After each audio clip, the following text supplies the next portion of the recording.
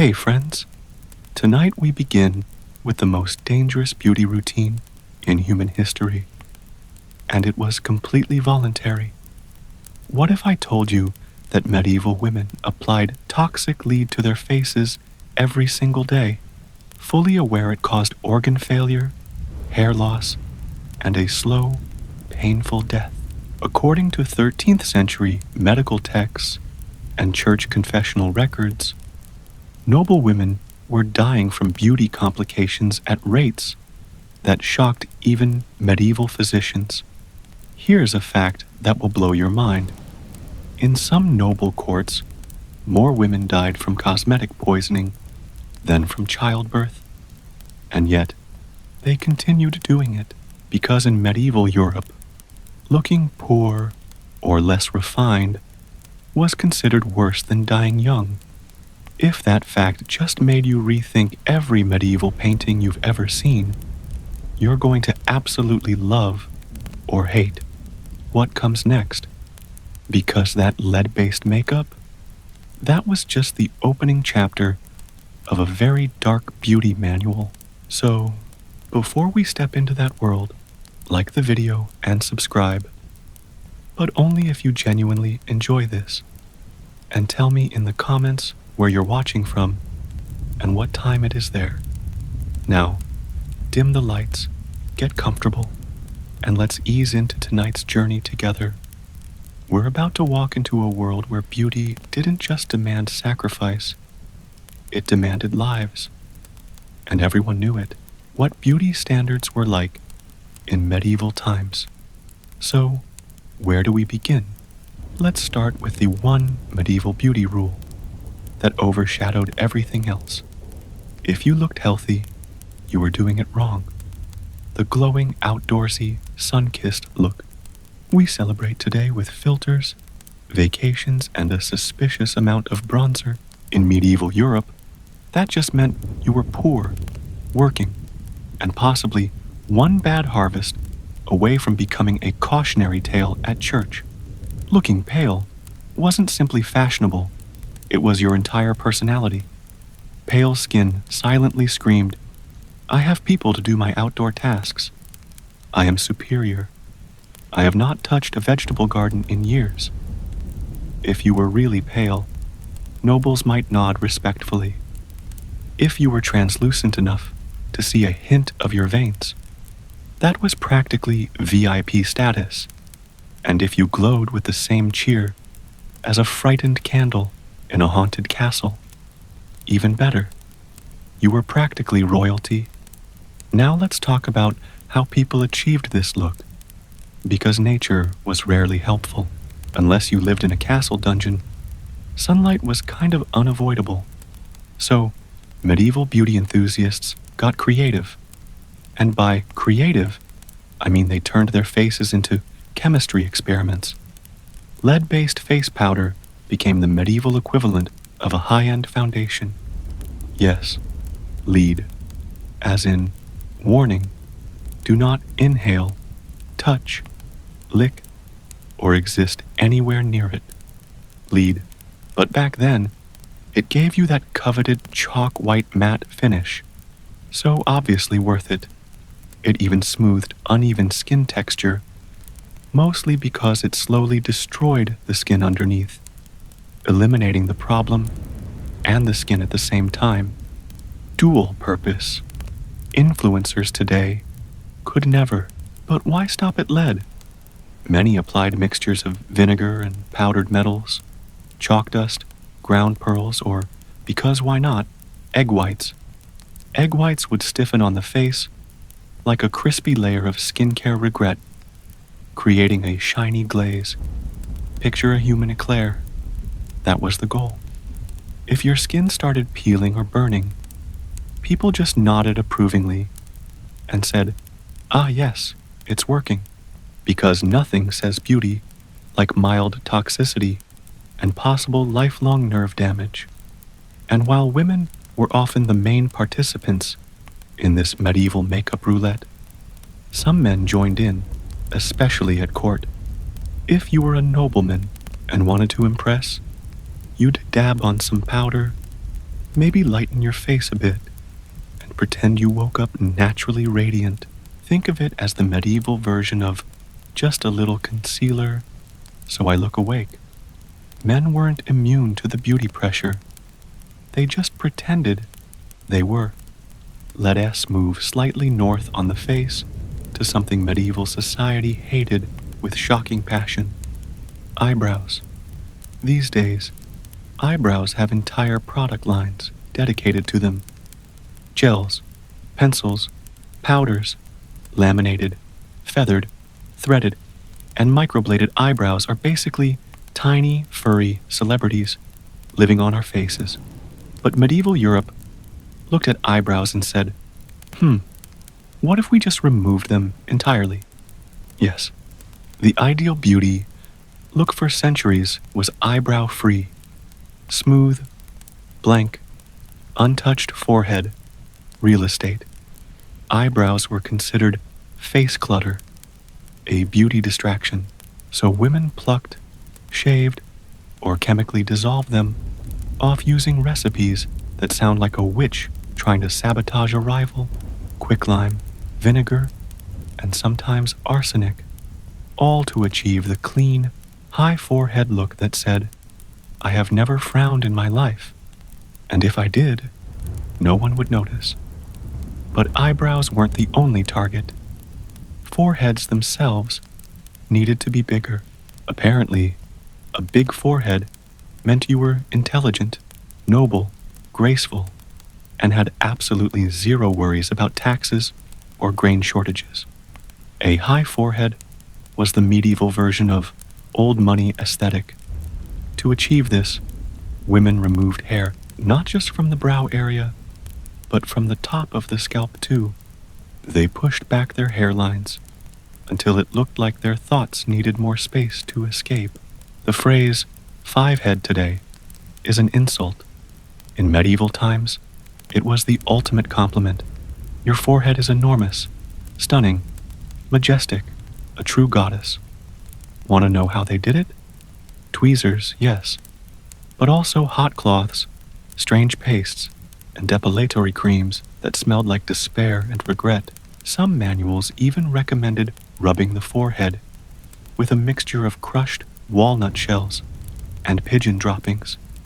Excellent, because when I think beauty glow up, I too think, fetch me the pigeon poop, Martha. And the hairline obsession didn't stop there. Headwear fashion supported it: tight-fitting hoods, veils, and those tall cone-shaped hennin hats, the ones that look like a princess got into a fight with a traffic cone, and the cone won, emphasized the forehead, and concealed any remaining hair rebellions. The goal was to frame the face in a way that said, I am elegant, I am refined, and my eyebrows left the kingdom years ago. Now you may be thinking this all sounds extreme, but the medieval beauty playbook was only warming up. Because if the face didn't already require hazardous materials to maintain, the cheeks brought a whole new set of rules. A healthy, natural blush, subtle, soft, just stepped out for a breath of fresh air pink, was admired. But you had to pretend you weren't trying to achieve it. Applying rouge was considered vain. Vanity was sinful. Sin led to eternal doom. So, the trick was, wear blush, but keep it secret. Like a medieval, no makeup look that still required makeup and possibly divine forgiveness. So, how did people create a gentle flush without being judged by the church, neighbors, or jealous rivals? Options included rubbing cheeks with beetroot, strawberries, mulberries, or even red wine sediment. Convenient if you were already drinking wine for emotional support. I'm not wearing blush. I was sampling the Merlot. For the wealthy, there was a more luxurious but dangerous option: red lead or cinnabar. Yes, more poison, because apparently nothing communicates youth and vitality like rubbing lethal mineral dust into your pores. Blush could give cheeks a soft, rosy glow, and also headaches, tremors, and a shortened lifespan. But you looked cute, so worth it.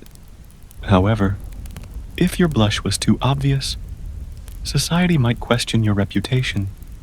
Too red, and suddenly, you're being compared to an actress, a questionable woman, or worst of all, someone from the French court. Scandalous. But while cheeks carried social risk, lips were a gentler affair. Soft, small, and natural was the trend. Lip products were minimal, sometimes just a dab of berries or herbs. Anything too bold translated to temptress or up to no good, and medieval gossip was vicious. If TikTok existed back then, mere lip shame would have been trending. Now, sliding over to hair, medieval standards were dramatic enough to rival any shampoo commercial today. Blonde hair was the reigning champion of beauty. Blonde meant youth, virtue, innocence, angelic qualities, and probably someone who never had to scrub floors. Many paintings and poems described the ideal woman as having golden hair that glowed like sunlight or threads of divine gold. Realistic? Not really. Aspiration? Absolutely. If you were naturally blonde as a child, congratulations. Society adored you. If you were not, no worries. They had DIY bleach kits that would terrify modern dermatologists. Want to go blonde? Just mix saffron, ash, vinegar, and urine. Yes, human or animal urine. Apply it generously to the scalp and sit under the sun until it lightens your hair and possibly scorches your soul. And if your hair didn't lighten, clearly you didn't marinate long enough. Loose, long hair was considered beautiful, but only if you were unmarried. Once married, your hair needed to disappear under layers of veils, nets, and structured wraps. Married women's hair was treated like state secrets, heavily guarded, not to be seen, and only occasionally revealed under approved circumstances.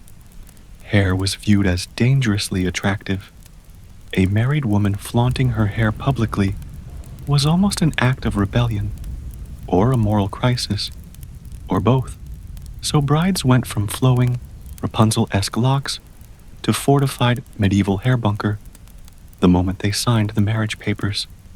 But when hair was displayed, it had to look elegant, shiny, and preferably like it belonged in a romance ballad.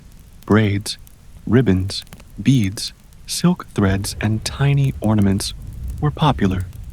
Basically, imagine a Pinterest wedding board, but sponsored by a feudal lord. Speaking of accessorizing hair, let's take a moment to appreciate the truly unhinged world of medieval headwear. Those famous towering cone hats, hennons, could reach up to 2 feet tall. They looked like a fashion designer saw a castle tower and thought, yes, that, but wearable. And as if that wasn't dramatic enough, a sheer veil would flow from the tip like a medieval Wi-Fi signal trying to catch a breeze.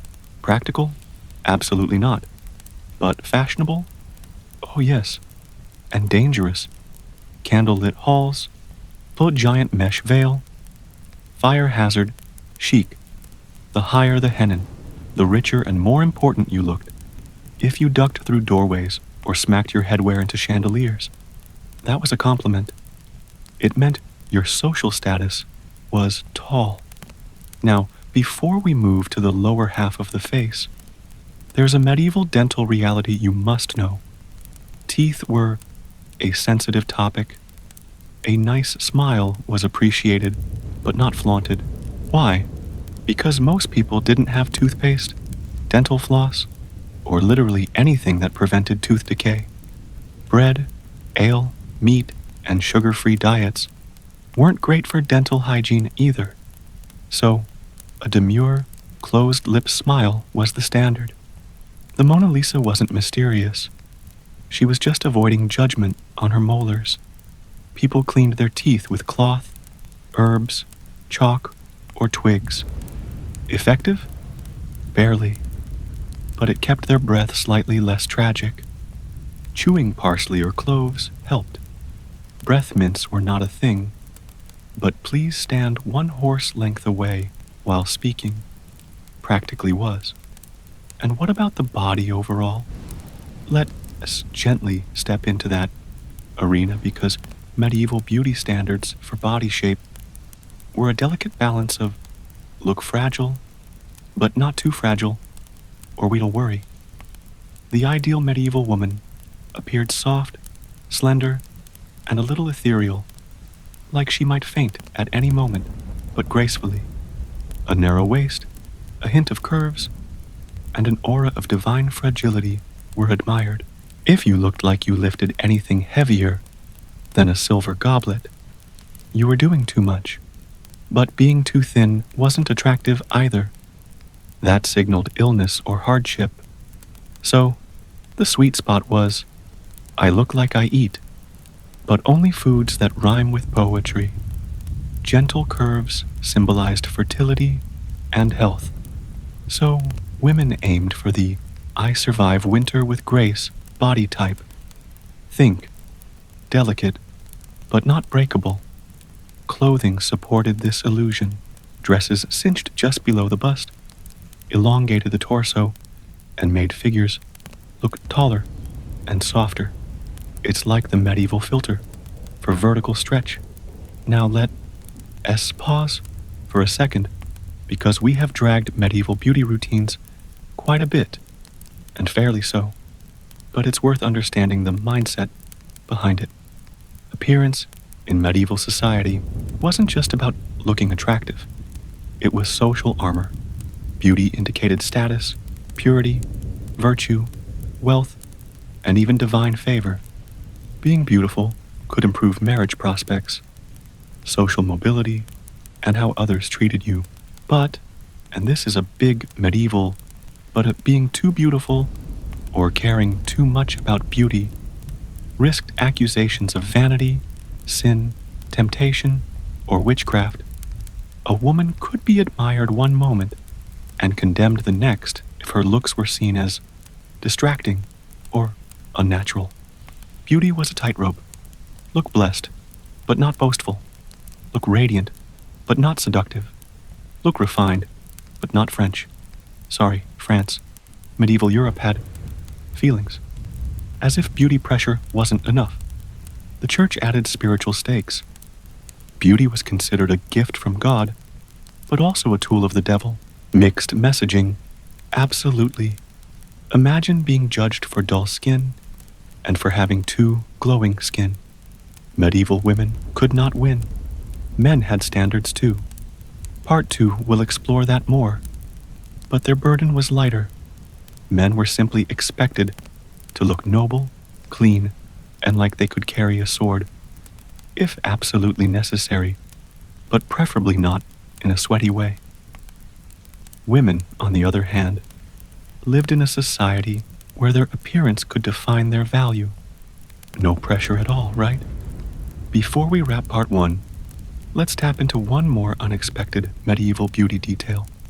Veins. Yes, visible veins were considered elegant. Pale skin allowed delicate blue veins to show, symbolizing fragility, purity, and noble blood. If your natural veins weren't visible, some women used blue pigment to paint fake ones. Essentially, medieval contouring, but vascular. If you've ever drawn on freckles for fun, medieval women drew veins. So to recap the medieval glow-up, remove eyebrows, remove hairline, paint veins. Apply poison. Pretend you're not doing any of the above beauty, but make it hazardous. This was just the beginning, because as extreme as the facial beauty routine was, clothing, colors, and style politics brought a whole new level of you can sit with us unless your outfit obeys 47 rules. But that's a tale for later. For now, here's your takeaway.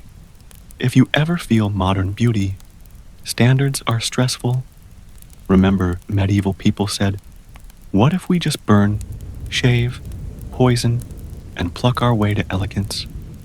If they survived that, we can survive the pressure of high-definition zoom cameras. And that is not even the weirdest part. Because part 2? It gets stranger. Alright, here's where things get even more entertaining. Because looking beautiful in medieval Europe didn't stop at your face or hair. Oh no, your clothes, your smell, your behavior, and even your walking style all came with rule books thicker than a monk's prayer manual.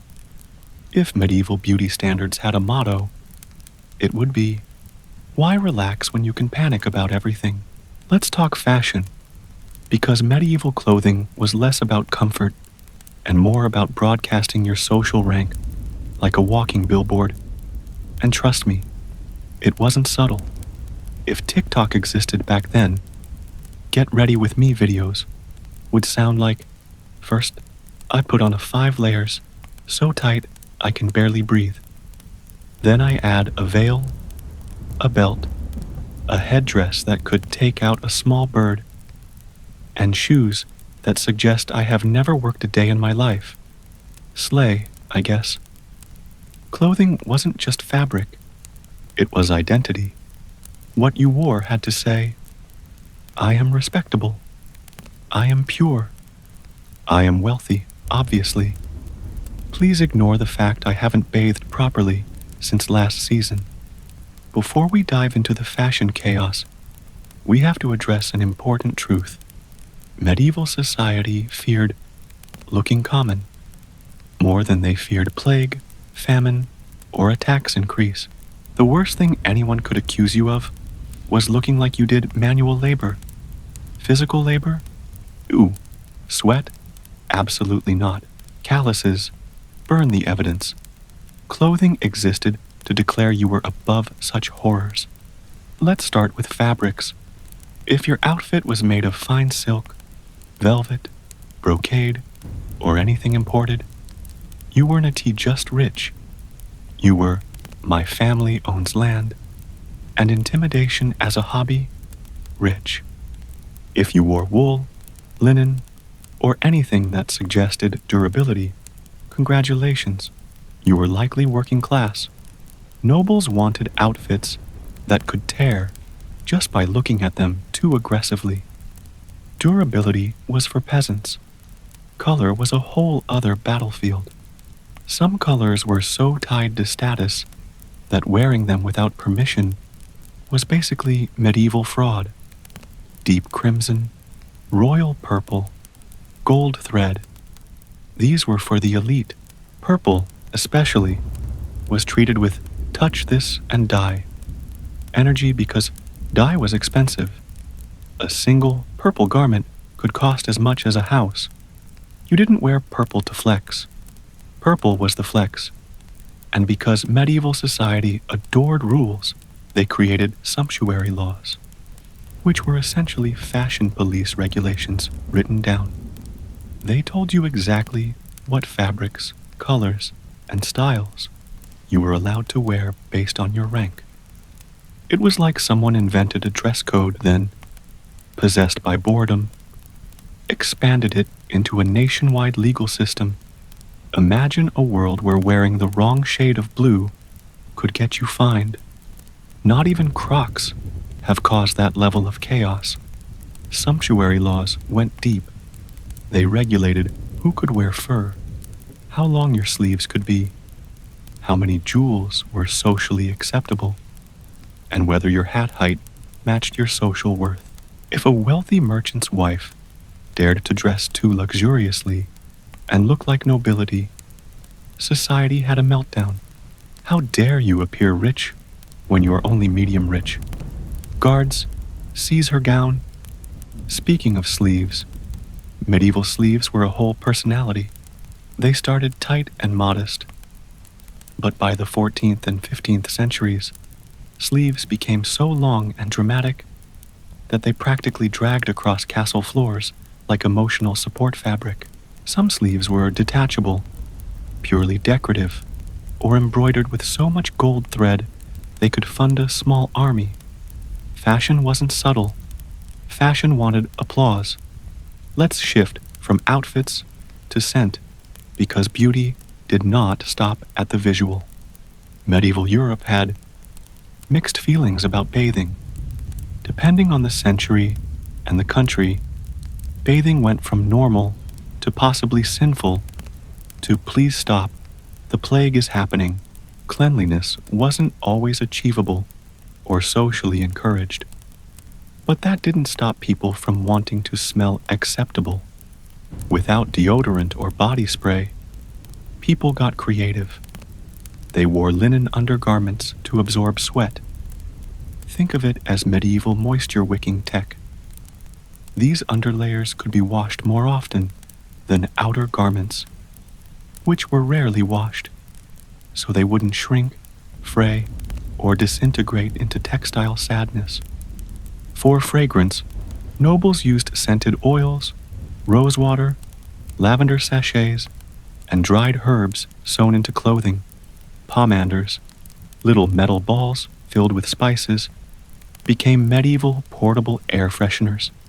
You'd carry one or wear it around your neck, hoping the fragrance cloud would form a protective barrier, preventing others from smelling the real you. But let's be honest, if you lived then, you'd still smell like candle smoke, stew steam, damp stone, and mild despair.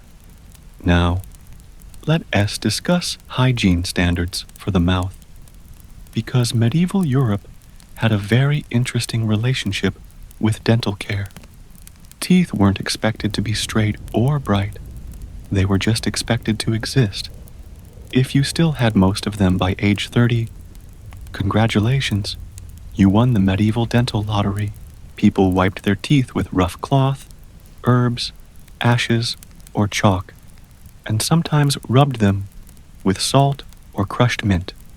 Toothbrushes weren't common, so chew sticks or small twigs were used to scrub away whatever lived on those teeth. And while oral hygiene was basic, breath management had rules. The polite approach to close conversation was, do not breathe on each other. Maintaining physical distance was part of etiquette and survival. Let's switch gears and talk about eyes. The medieval dream eye was large, gentle, soft, and slightly sad, ideally looking like you'd just read a tragic poem about unrequited love and were processing it spiritually. Think chronic romantic sorrow, not I haven't slept. Eye makeup was rare, but some women darkened their lashes with soot or charred herbs. The results ranged from subtle elegance to what witchcraft ritual did you just escape? Tearful eyes were seen as beautiful. Emotional sensitivity was admired. If you got complimented on your eyes, you were expected to act humble, look down shyly, and give poetic answers like, "The Lord grants us his modest blessings." As for smiles, open-mouth grins were discouraged. You didn't show your teeth unless you were laughing in private or had incredibly strong confidence. A soft, closed-lip smile was the beauty standard. It gave a mysterious allure, avoided exposing questionable dental conditions, and conveniently matched the I'm fragile but poetic aesthetic. But let's talk about men for a moment, because medieval Europe also expected men to follow beauty and grooming standards, just with fewer steps and less suffering. Men were supposed to look noble, clean, and dignified, not muscular and sweaty. If you looked too strong, that implied manual labor. So, the ideal male body was lean, tall, and elegant, able to hold a sword, but preferably untouched by combat unless absolutely necessary. Men's grooming involved trimming facial hair to look intentional. Beards came in and out of fashion, depending on the century, but they had to be neat, not wild. Hair was medium length, often curled or styled with subtle effort. A nobleman's beauty routine was essentially look like you could write a poem, win a duel, and faint dramatically, all in one afternoon. Now, let's explore why beauty pressure was especially heavy for women. Medieval society linked physical beauty directly to moral worth. If you were beautiful, people believed it reflected inner purity, divine favor, and good character. Unfair? Completely. But that belief ruled everything from marriage to social status. Here's the twist. If you were too beautiful, or used beauty to influence others, suddenly you weren't God's favorite. You were suspicious, possibly sinful, maybe magical, maybe a witch. Women walked a fine line. Be attractive enough for social approval, but not so attractive that the church wondered if demons were involved. Imagine being told, "You look lovely today." Oh no, that's too lovely. Repent. No wonder medieval women aged quickly. The stress alone could create wrinkles. Let's take a small stop at the medieval beauty don'ts list. And yes, there was one. If you wore too much jewelry, vain. If your dress was too fitted, tempting.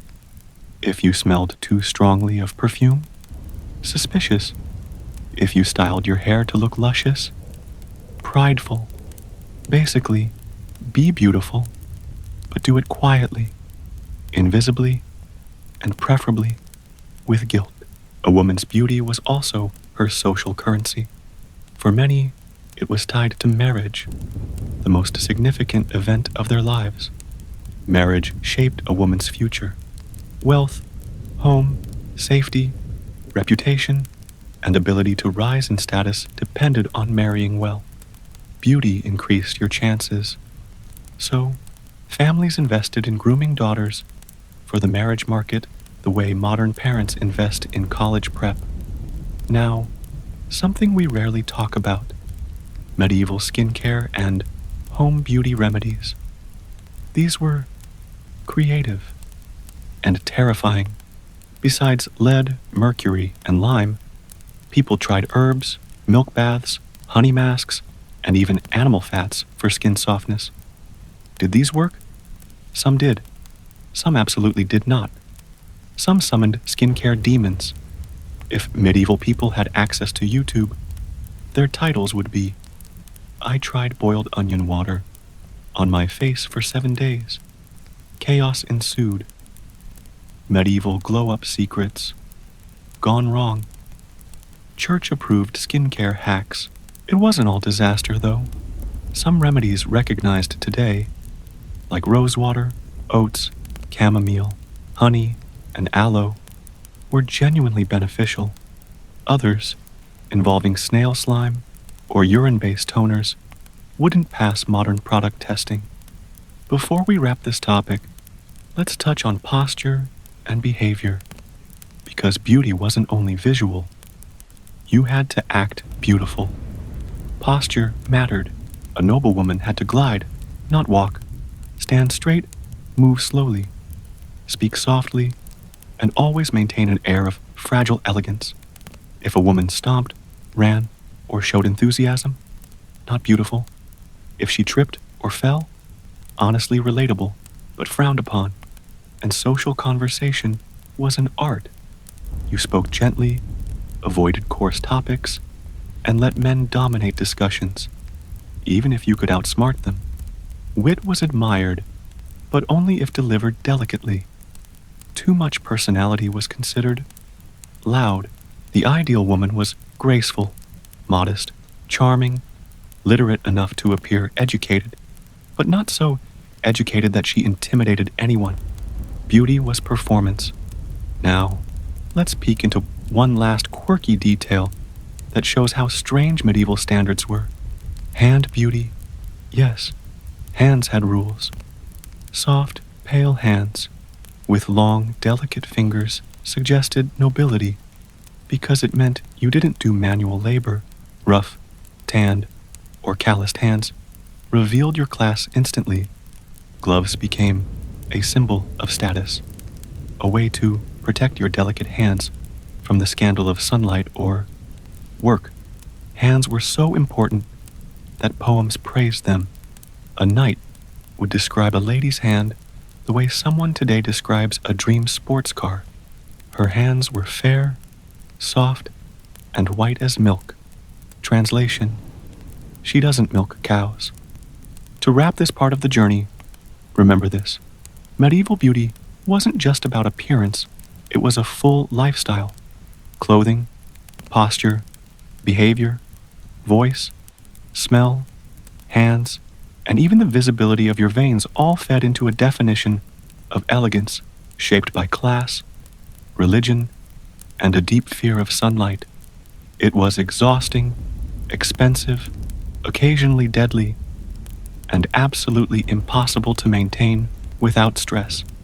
And yet, the pressure persisted for centuries. If you think today's beauty standards are wild, just be glad no one expects you to shave your hairline back to the midpoint of your skull, paint your veins, secretly blush with toxic minerals, and carry scented metal orbs to mask hygiene. The medieval beauty motto might as well have been, be perfect, but pretend you didn't try. And just when you think this era couldn't get any stranger, wait until you hear what beauty meant to other cultures around the world at the same time. Persia, Africa, Asia, each with beauty standards so dramatic, medieval trends start looking almost reasonable. Almost. The Persian immortals. So, where do we begin? Let's start with the moment.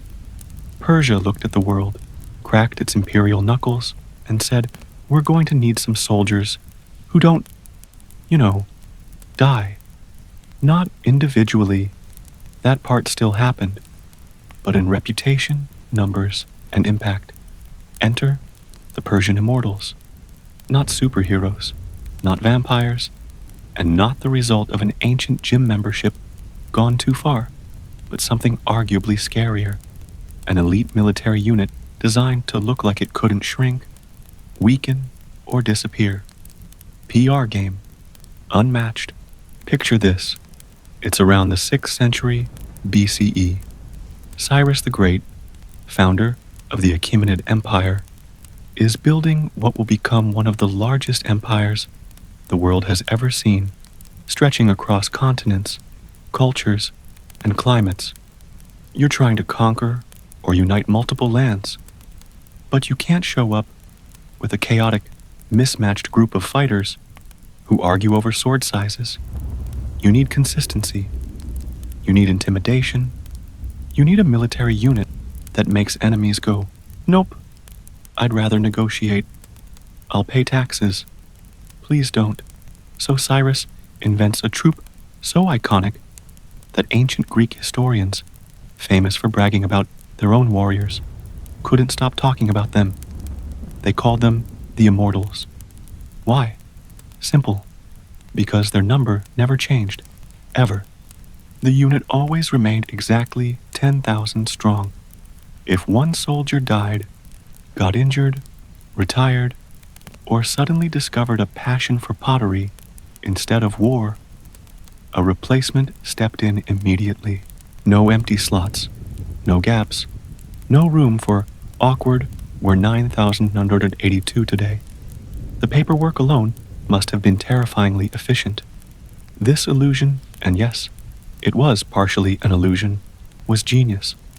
Imagine fighting a force that appears endless. You strike one down and poof, another appears like the world's deadliest replace battery now alert. Morale for the enemy?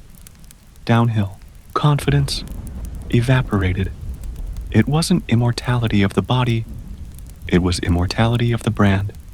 Persia invented the first "your army could never flex" centuries before marketing existed. Now, let's talk recruitment. Because you don't fill a legendary unit with just anyone who shows up holding a stick. Immortals came from noble or high-status Persian families, or at least those with top-tier loyalty. This wasn't a sign-up-at-town square deal. This was a, you've been raised for this, trained for this, and also, if you mess up, your entire family will feel the shame for decades type of commitment. Training started early, and it wasn't casual. Think less after-school sports, and more elite warrior boot camp meets royal finishing school. They were taught combat, discipline, archery, formation tactics, hand-to-hand combat, and crucially, emotional control. Imagine being drilled so intensely that you could stare down an enemy army with the same expression you'd have while waiting in line for bread. No panic, no rage, just calm, deadly professionalism. Immortals weren't only fighters, they were symbols, walking propaganda, the Empire's moving billboard that said, Persia is powerful, organized, and can afford to dress 10,000 men in coordinated outfits. What are you wearing? Their appearance mattered almost as much as their skill. While Greek soldiers rocked bronze armor that clanged dramatically like a medieval percussion section, Persian immortals wore sleek, elaborately embroidered clothing over scale armor. Practical, flexible, and stylish deadly couture. Imagine them on the battlefield. Brightly colored robes, polished weapons, matching equipment, and shields that looked almost artistic. It was a statement. We can crush you while looking fabulous. Your move. And the equipment? They were like the Swiss Army knife of ancient troops. Each immortal carried a spear for formation combat, a bow with arrows for long range, a short sword or dagger for close encounters, and a lightweight wicker shield that didn't drag them down. This made them adaptable, ready for long range, mid-range, or up-close and personal combat. If ancient warfare were a video game, immortals came pre-equipped with the premium loadout. Now here's where it gets worse for their enemies. Immortals weren't just tough. They were trained to fight in eerie, synchronized silence. No war cries, no chaotic yelling, no bragging. Just quiet, steady, unstoppable advancement. If you've ever seen a goose walk toward you with intention, multiply that fear by 1,000 and add weaponry. That's the vibe.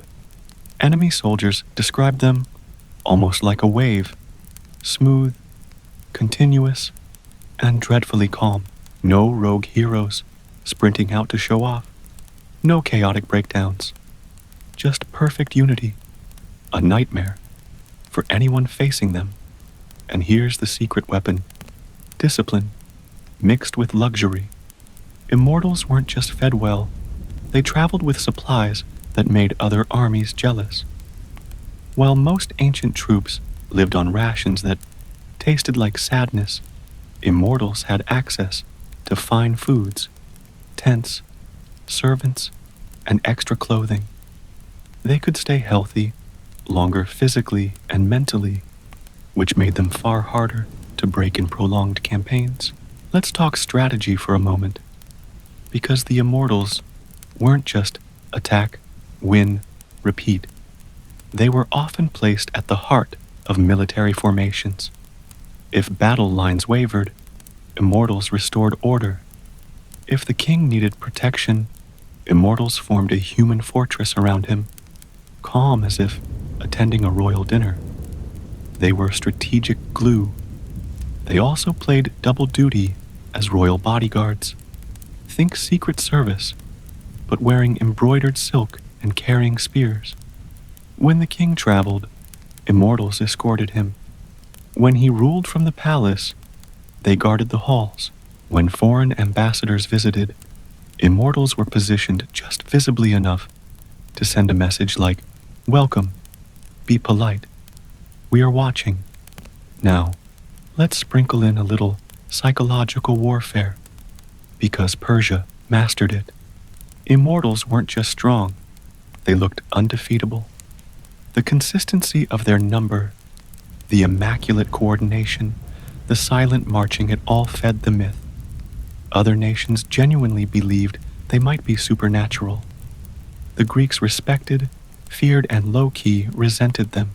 Herodotus, the ancient historian who doubled as the world's earliest dramatic storyteller, basically said, "These guys freaked us out." What made them even more terrifying was how fast replacements appeared.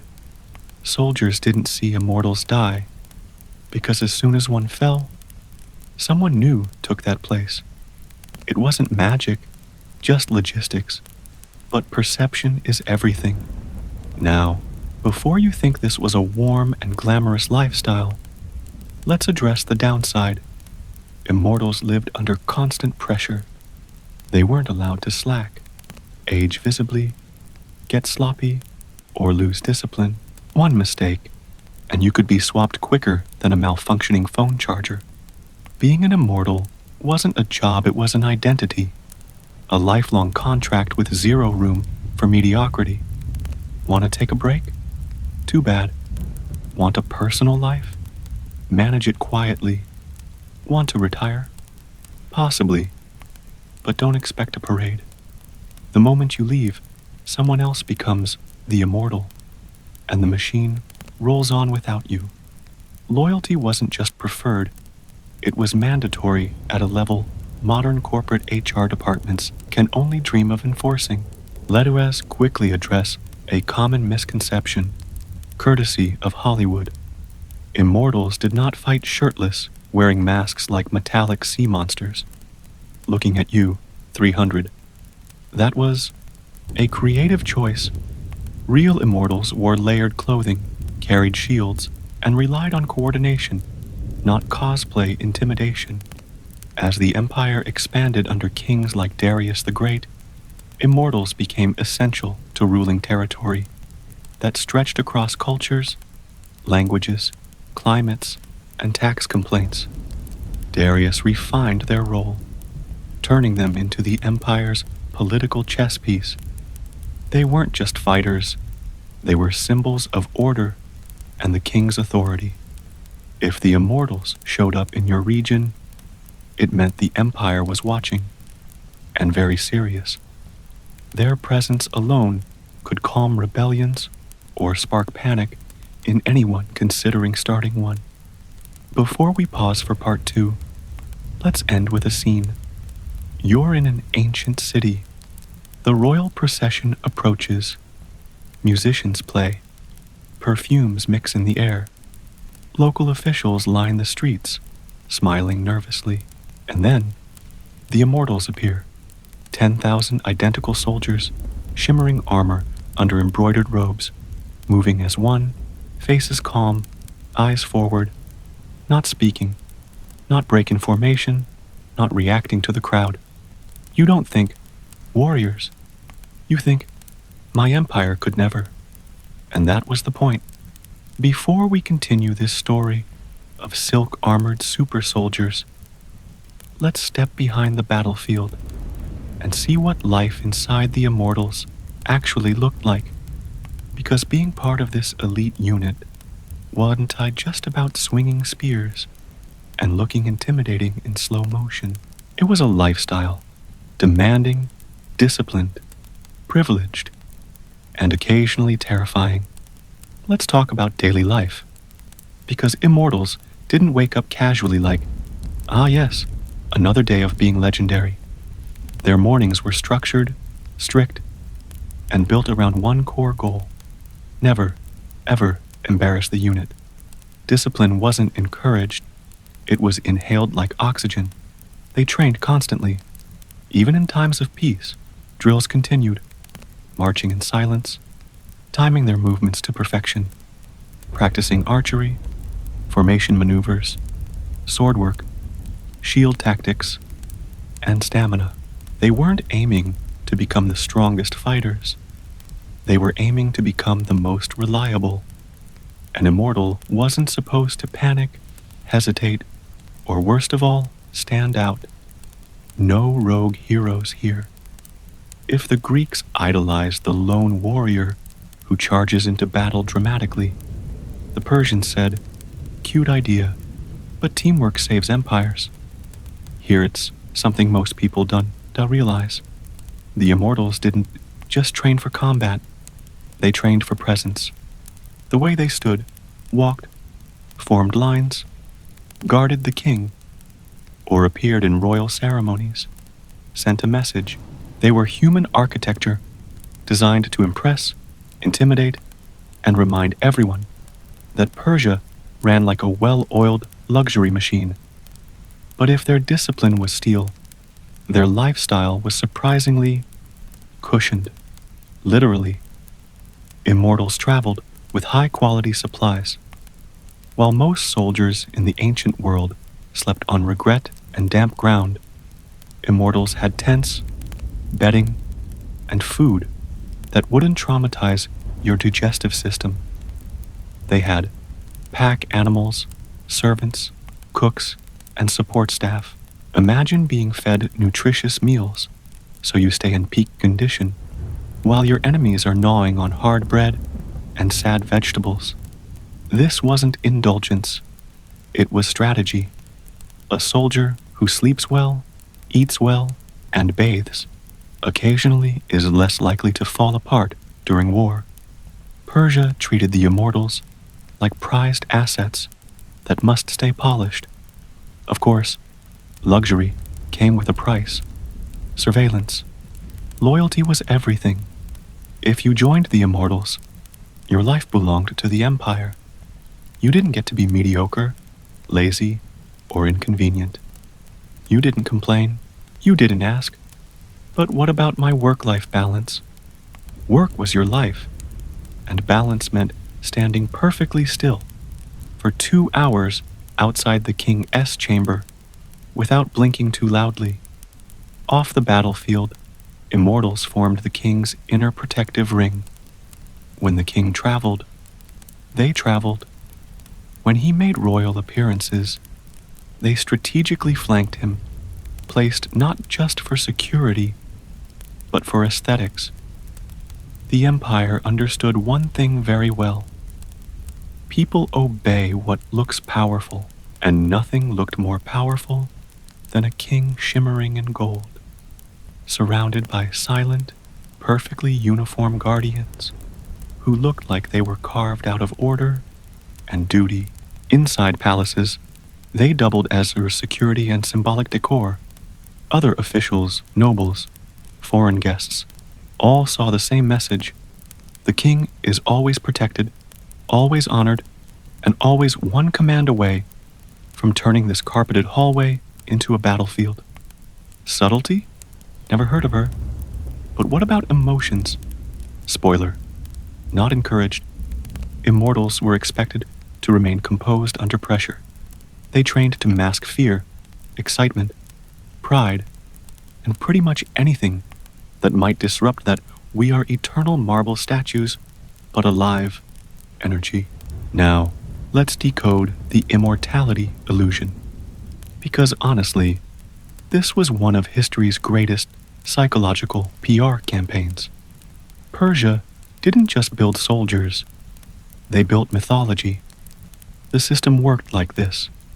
Behind the 10,000 active immortals, there were always reserves and training young men from loyal families, groomed from childhood to step in instantly if needed.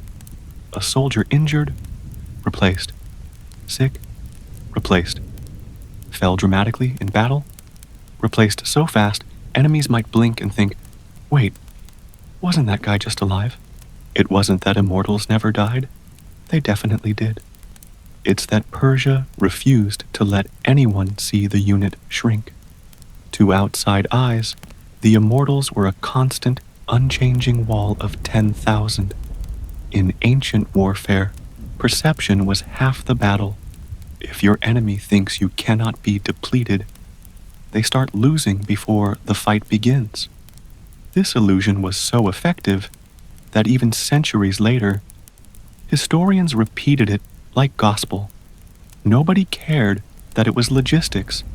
not witchcraft. The branding was flawless. Now imagine being recruited into this machine. The moment you joined, you knew you were replaceable literally.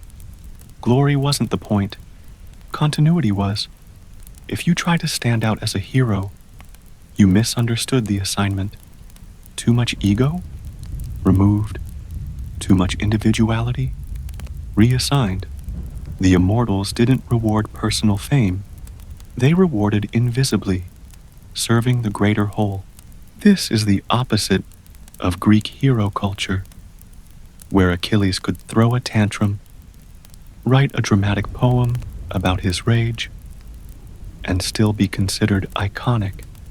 If an immortal tried that, Persia would simply say, "Thank you for your service." Next, let's slip into palace life for a moment, because immortals didn't just guard doors, they guarded politics. Some acted as the king's ears, not official spies, but trusted observers who noticed everything, who whispered too much at court, who seemed nervous around tax discussions, who avoided eye contact when loyalty was mentioned. The immortals didn't just protect the king from physical harm, they protected his authority from silent rebellion. If a noble started acting suspiciously, immortals didn't threaten him. They just appeared near him, more often, stood a little closer, watched a little longer. Nothing says, reconsider your life choices, like 10 armored men silently materializing behind you while you're discussing hypothetical improvements to leadership. And here's the part that really cemented their legend: foreign diplomacy. When Persia sent ambassadors to other kingdoms, immortals often accompanied them, not to fight, but to sparkle. Imagine 10 impeccably dressed immortals entering a foreign palace, silent, graceful, perfectly in sync. Did they need to speak? No. Their presence said, Persia is wealthy, disciplined, and can deliver 10,000 of us if needed. Enjoy your negotiations. They understood that intimidation wasn't always about swords. Sometimes it was about showing up, looking expensive, and radiating, "Don't even try us." Let's be honest, being an immortal was not for the faint of heart. Expectations were sky high. They had to be strong, calm, loyal, vigilant, elegant, and ready to travel or fight at a moment's notice. They couldn't slack. They couldn't publicly lose control. They couldn't grow soft with age or comfort. There was no quiet quitting option. Yes, they had better living conditions than most soldiers, but comfort came packaged with duty, pressure, and scrutiny. If one immortal got sloppy, he didn't just embarrass himself, he stained the flawless image of the unit, and the Empire would not allow that. Now, let's address the human side nobody talks about. Immortals were allowed to marry and have families, which is surprisingly wholesome for an elite warrior unit. But there was a catch. Duty always came first. If the Empire needed you, you packed your bags mid-bread bite and left.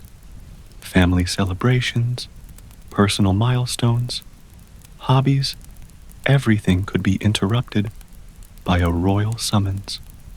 And you didn't say, "Maybe next week?" You said, "Yes, my king," and left immediately. Still, being an immortal gave families status and pride. Parents raised children with the hope they might join the elite. 10,000, the ancient equivalent of, "My son goes to the Ivy League of War." Let's zoom out for a moment. Think of this like a brand. Persia didn't just build an army, they built a symbol of eternal power, stability, and control. The immortals weren't designed to be relatable, they were designed to be unforgettable. And that's exactly what they became. Their reputation traveled across borders. Stories about them grew. People whispered about 10,000 soldiers who never aged, never changed, never died. The psychological shadow of the immortals marched centuries beyond their physical existence. Their enemies didn't just fight them in battle, they fought the idea of them. Before we close part 2, let's paint a scene to leave in your imagination. You're a young soldier stationed in a province considering rebellion. One evening, word spreads. The immortals are coming. Not thousands, just a small escort of them. They arrive at dusk.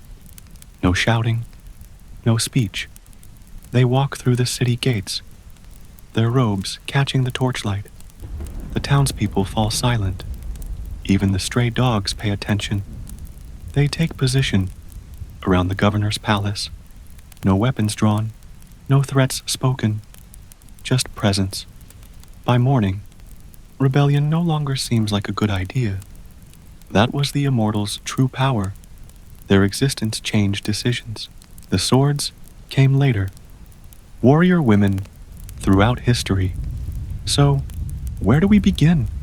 Let's start with a simple truth that history textbooks conveniently brushed aside for centuries. Women weren't just sitting at home, embroidering cushions and waiting to be rescued. Across cultures and eras, women picked up weapons, commanded armies, defended kingdoms, and occasionally scared invading forces so badly that entire empires reconsidered their life choices. The idea that warriors were mostly men is one of history's favorite half-truths. It wasn't that women couldn't fight, it's that men wrote the history books. And shockingly, men didn't always highlight, oh, by the way, a woman defeated us so badly that Kevin from the infantry still refuses to talk about it. Modern media loves the cliché of the unexpected female fighter, but in reality, warrior women were everywhere. Some fought because they had to. Some fought because no one else had the courage. Some fought because the enemy made the unfortunate mistake of attacking their family, village, or country, and then regretted it deeply. Let's take a little ride through history's "You thought she wouldn't, but she absolutely did" collection. Travel first to the vast Eurasian steppe home of the Scythians. If your mental image of ancient women is limited to Greek togas and docile flute playing, the Scythians would like a word. These nomadic tribes lived on horseback, with bows practically glued to their hands, and both men and women trained for war as a basic life skill. If you could walk, you could probably shoot an arrow by age 7. If you could talk, you could probably argue tactics. Here's the part that used to make Greek historians choke on their olives. Scythian women fought alongside men, and not as a rare exception. They rode, hunted, shot arrows, raided enemies, and defended their people with the same ferocity. To the Scythians, a woman fighting wasn't unusual, shocking, or worth a dramatic scroll entry. It was Tuesday. Archaeology later confirmed what ancient writers hinted at. Burial mounds revealed the remains of female warriors buried with their weapons bows, arrows, spears, knives, and battle injuries. These weren't ceremonial props. These women used them. Imagine being an invading soldier thinking, just some women and kids, and suddenly realizing the women have better aim than your entire regiment. Greek legends of the Amazons, those fierce female warriors who terrified and fascinated ancient storytellers, may have been inspired by real Scythian women. The Greeks exaggerated, as they often did, but the core truth remained. There were women out there who could defeat them in battle, and the Greeks, being dramatic storytellers, turned them into myth. Now, shift your gaze from the steppe to West Africa, where the kingdom of Dahomey in modern-day Benin, had a surprise ready for European colonizers centuries later, an elite, all-female military regiment that Europeans later called the Dahomey Amazons. Except unlike Greek myth, these Amazons were very real and very good at war. These women were recruited young, trained intensely, sworn to celibacy, and dedicated entirely to the king and the nation. They weren't palace ornaments or symbolic guards. They were shock troops, the kind of soldiers you put at the front when you want the enemy to reconsider their career path. Europeans who encountered them in the 18th and 19th centuries were stunned. Many wrote horrified letters home like, "They fight like demons," which, to be fair, was probably the highest compliment they could give. They sparred with real blades. They trained to endure pain. They didn't faint. They didn't hesitate. They didn't wait to be rescued. They were the rescue. In battle, they were fearless. If a male soldier boasted he was brave, the women of Dahomey would raise one eyebrow and say, "Prove it. Let's shift to Japan, next a land of samurai, strategy, honor, and severely enforced social roles." Except, someone forgot to tell Tomo Gozen that women belonged off the battlefield. Tomo Gozen, a 12th century samurai warrior, was described as both exceptionally beautiful and terrifyingly skilled, which, honestly, is an elite combo. She rode into battle wearing armor, wielding a sword and bow, and led troops during the Genpei War, one of Japan's most important civil conflicts. Samurai men respected and feared her.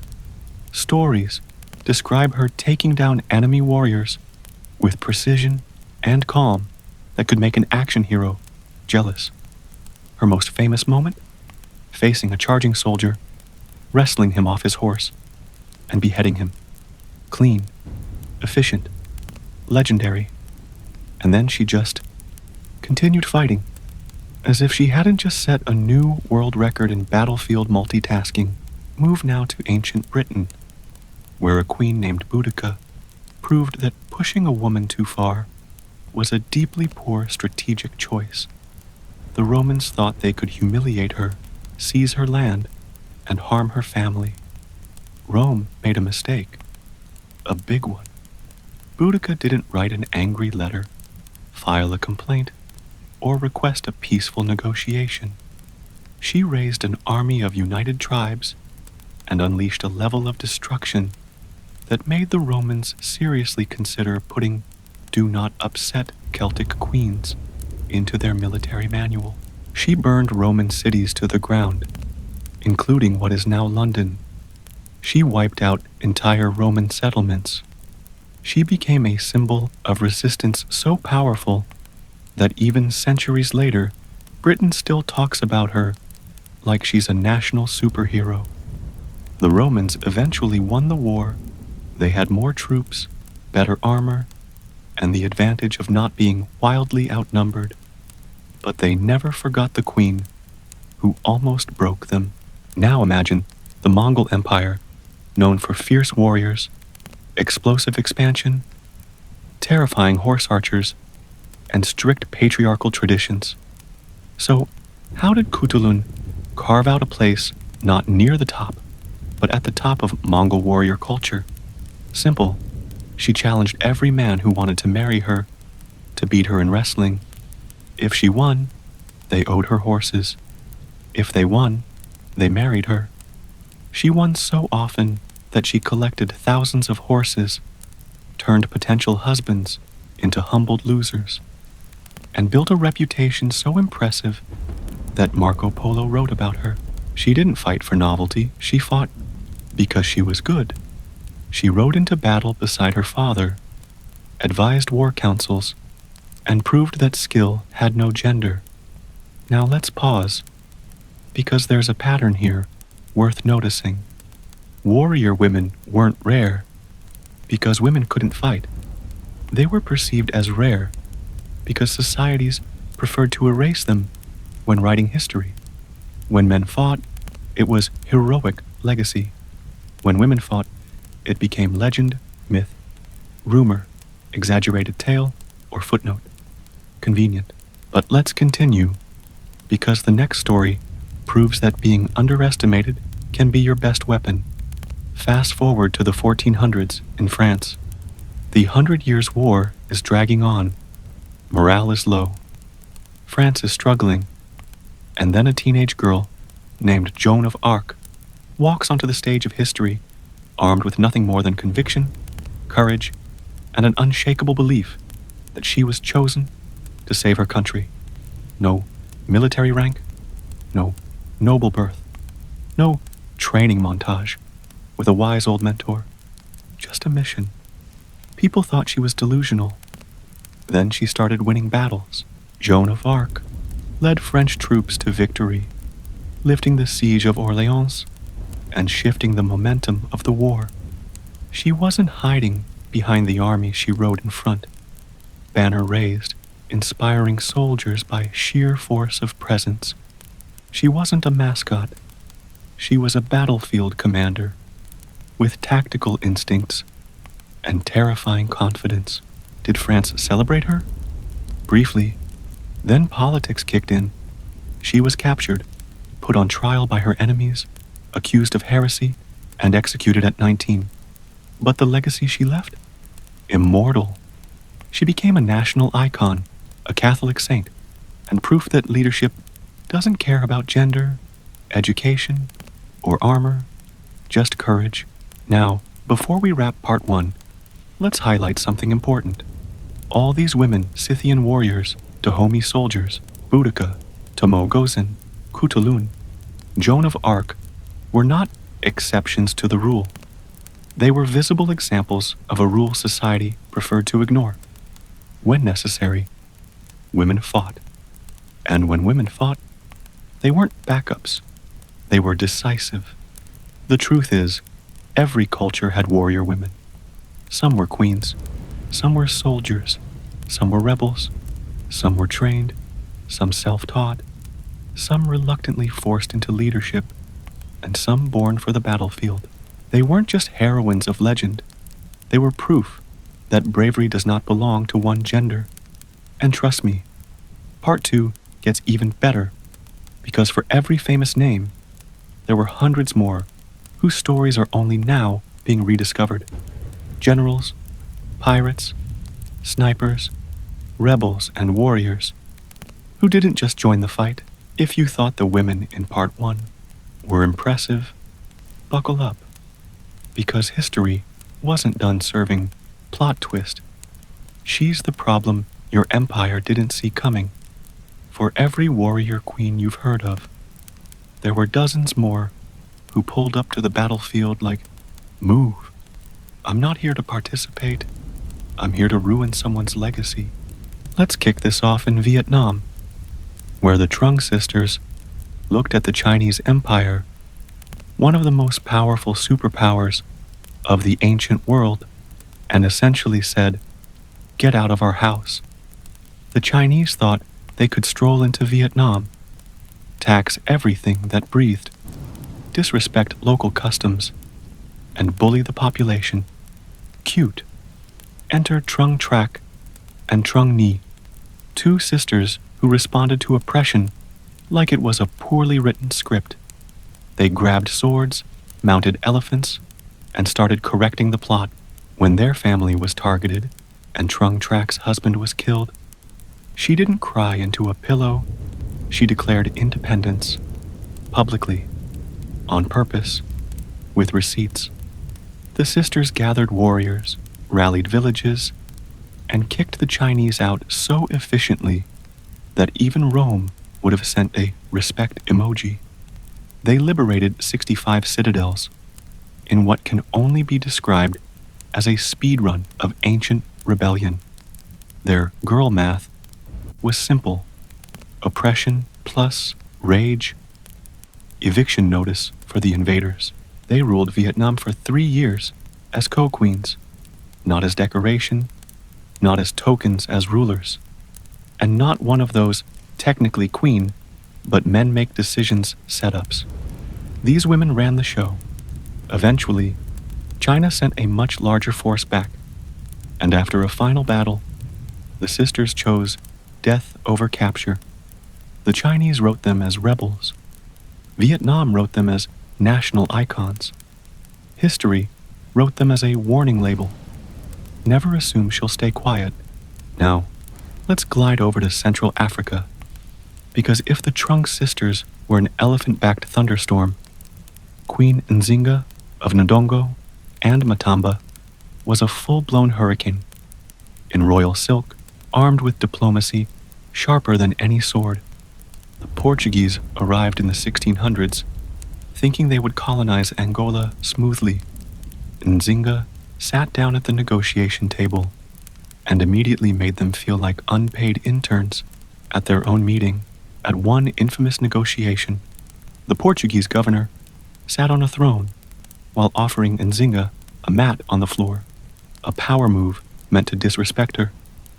Nzinga looked at that mat like, "Be serious," signaled to her attendant, and her attendant instantly got on all fours.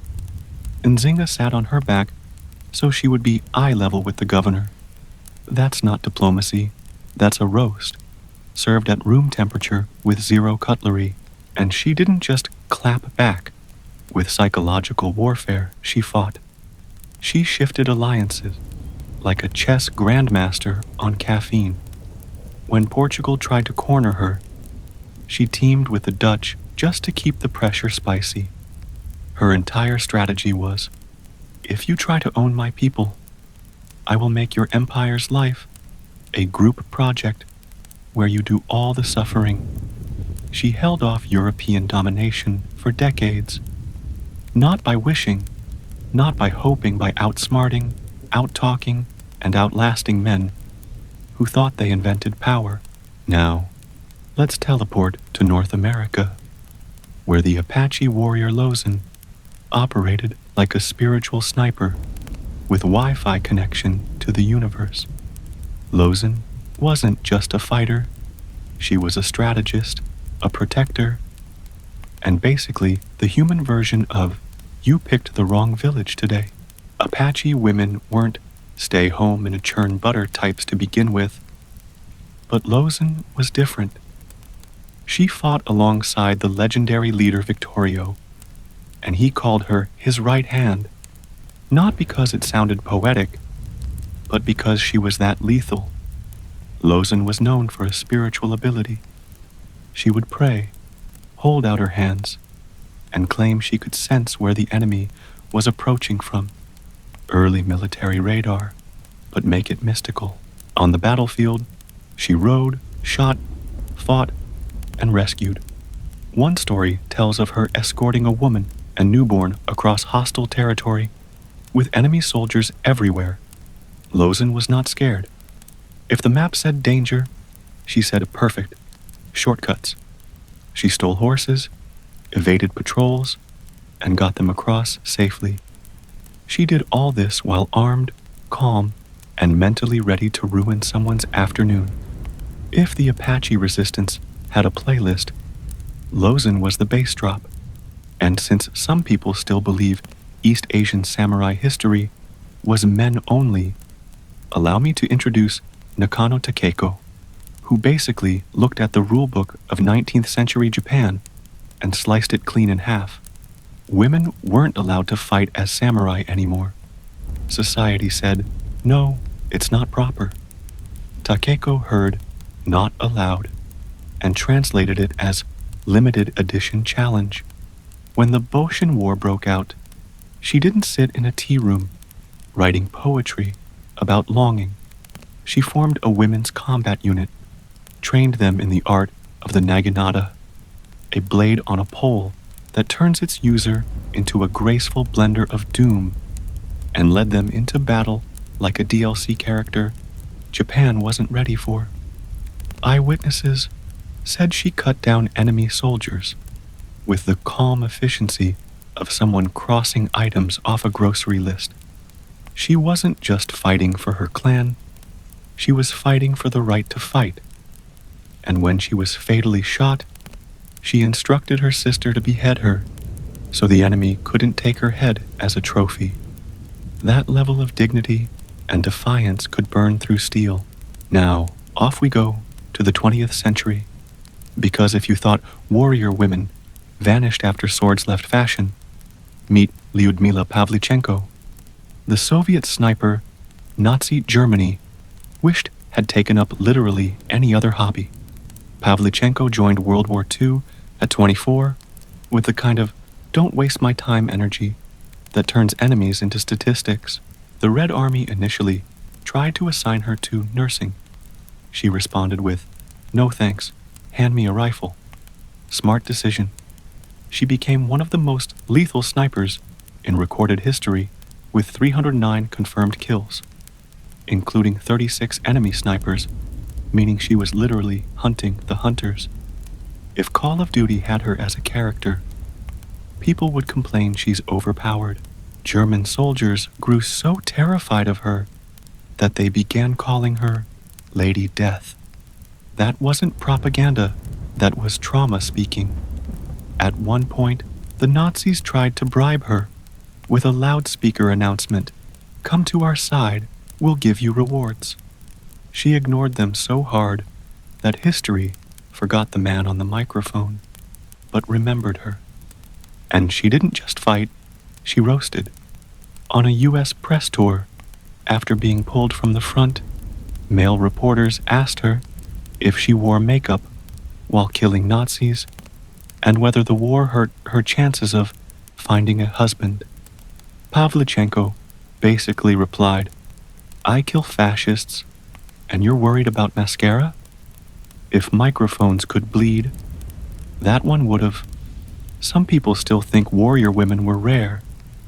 That's because history was written by the people they defeated, and those guys were not eager to write chapters titled "The Day We Got Bodied by a Woman." But don't worry, the receipts survived. Let's crank up the heat with a few more names. History tried to hide under the rug, like a bad report card. Time to meet Rani Lakshmibai of Jhansi, the 19th century Indian queen, who looked British colonialism dead in the face and said, "Nope." When the British East India Company tried to annex her kingdom using legal manipulation, because apparently conquering wasn't enough, paperwork had to be insulting too. Lakshmibai responded by strapping on armor and leading her troops into battle on horseback, child on her back, sword in her hand, imperial ego under her feet. The British expected a negotiation. She delivered smoke. She fought in the Indian Rebellion of 1857 with such fury that British officers wrote about her with a mix of awe and "please never resurrect." One account even said she was the most dangerous of all Indian leaders. Translation: she ruined our plans and our careers. Now, hop to West Africa again, because Dahomey wasn't the only place with "don't play with us" energy. Ya Asantewa, the queen mother of the Ashanti Empire, entered the chat in 1900 when the British demanded the golden stool, the sacred symbol of Ashanti rule. That's not "give us your national treasure." That's "hand over your soul." Ya Asantewa basically said, if the men won't fight, then the women will.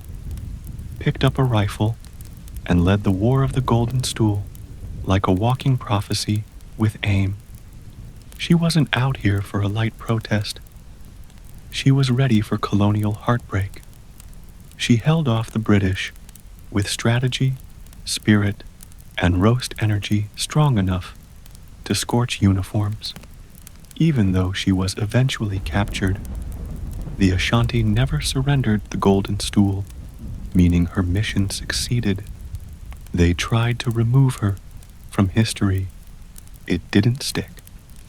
Now buckle up, because the next woman rewrote the rules of piracy. Qing Shi, the Chinese pirate queen who ran the largest pirate empire the world has ever seen. Forget Jack Sparrow. He'd last 6 minutes in her boardroom. Qing Shi commanded a fleet of over 70,000 pirates.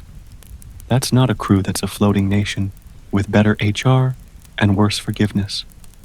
When the Chinese government, Portuguese Navy, and British forces tried to shut her down together, she beat all three like they showed up without an appointment. She created a pirate code so strict that if a man harmed a female captive, he got executed on sight. Her leadership wasn't chaos, it was order by thunder. And when she decided to retire, she didn't get executed or imprisoned like every other pirate king in history. She negotiated full amnesty, kept her wealth, and lived a peaceful life as a businesswoman. That's not retirement, that's a boss-level exit. But let's get closer to the present, because warrior women didn't stop existing once the history books got tired. During W.W., the Soviet Union casually said, yes, women will be snipers, pilots, machine gunners, and also terrify the enemy at night. Enter the Night, which is an all-female Soviet pilot unit that flew silent bombing raids in wooden planes so light and slow, German radars ignored them out of disrespect. Big mistake. These women turned the night sky into a horror movie for the Nazis. They cut their engines, glided silently, dropped bombs, and vanished into the dark. German soldiers called them night witches because the sound of their gliding planes reminded them of broomsticks. If your enemy calls you a witch, and you win, that's not an insult, that's branding. Let's pull all of this together with one final slap of truth. Women didn't need permission to fight. They only needed a reason. And when history gave them one, kingdoms fell, colonies cracked, armies panicked, and entire narratives broke. But here's the twist. The most dangerous warrior women weren't always the queens or generals. Sometimes they were the unnamed ones, the rebel, the village defender, the mother who picked up a weapon because no one else could, the girl who refused to be erased. For every famous name you've heard today, there were thousands more whose victories stayed local, whose courage stayed whispered, whose stories never got written because the men who lost to them invented strategic silence. Imagine how many legends went missing because someone was embarrassed. So the next time someone says women in history didn't really fight, gently remind them that women didn't just fight. They changed wars, rewrote maps, ended dynasties, and forced empires to invent excuses. Entire wars pivoted because one woman stood up and said, "No more." That's not rare. That's recurring. And the biggest plot twist? Warrior women weren't exceptions. They were warnings. Warnings that the moment society pushed too far, underestimated too loudly, or assumed too confidently, a woman would appear on the battlefield, sword raised, rifle loaded, strategy locked, expression calm, ready to end someone's career and possibly their entire lineage. History didn't forget warrior women by accident. It hid them because the truth was embarrassing, and that's why we're bringing them back. Because every empire that ignored them eventually met one. Skincare, makeup, and home remedies. Let's be honest, if you think your skincare routine is complicated today, with 12-step glass skin, serums that cost rent, and a face roller that looks like a medieval torture tool, wearing rose quartz, medieval people would look at us and say, "Cute, we nearly died for clear skin." Because skincare in the past wasn't self-care, it was self-endangerment, with a hint of witchcraft and a dash of, "Please God, don't let this melt my face." In medieval and ancient times, looking beautiful wasn't a glow-up, it was a survival strategy. Your face could determine your marriage, your reputation, your social status, and sometimes whether the church thought you were blessed or possessed. And people back then didn't have Sephora, dermatologists, or TikTok influencers yelling, "Stop using lemon on your face." No, they were the influencers inventing the bad advice we now warn people about. Let's start with the OG beauty obsession skin. The ideal complexion for centuries? Ghost level pale. Not healthy glow, not sun-kissed, not I drink water and mind my business. Nope. The goal was to look like you had never worked, never walked outside, never seen sunlight, and possibly fainted twice this morning. If you were pale enough to be confused for a decorative church statue, you were winning. So, how did people achieve this? Skincare routines that would make modern dermatologists scream into a pillow. Exhibit A, white lead, the medieval version of full coverage foundation, except it slowly poisoned you and peeled your skin off like bad wallpaper. Women would apply lead-based creams to brighten their skin, even knowing deep down that if your makeup is chemically burning your face, you might not be on the right path. But if lead wasn't enough of a health-ruining option, Mercury said, "Tag me in." Mercury was used in skin lightening balms because it purified the skin. Translation: it erased blemishes by erasing the first 3 layers of your face.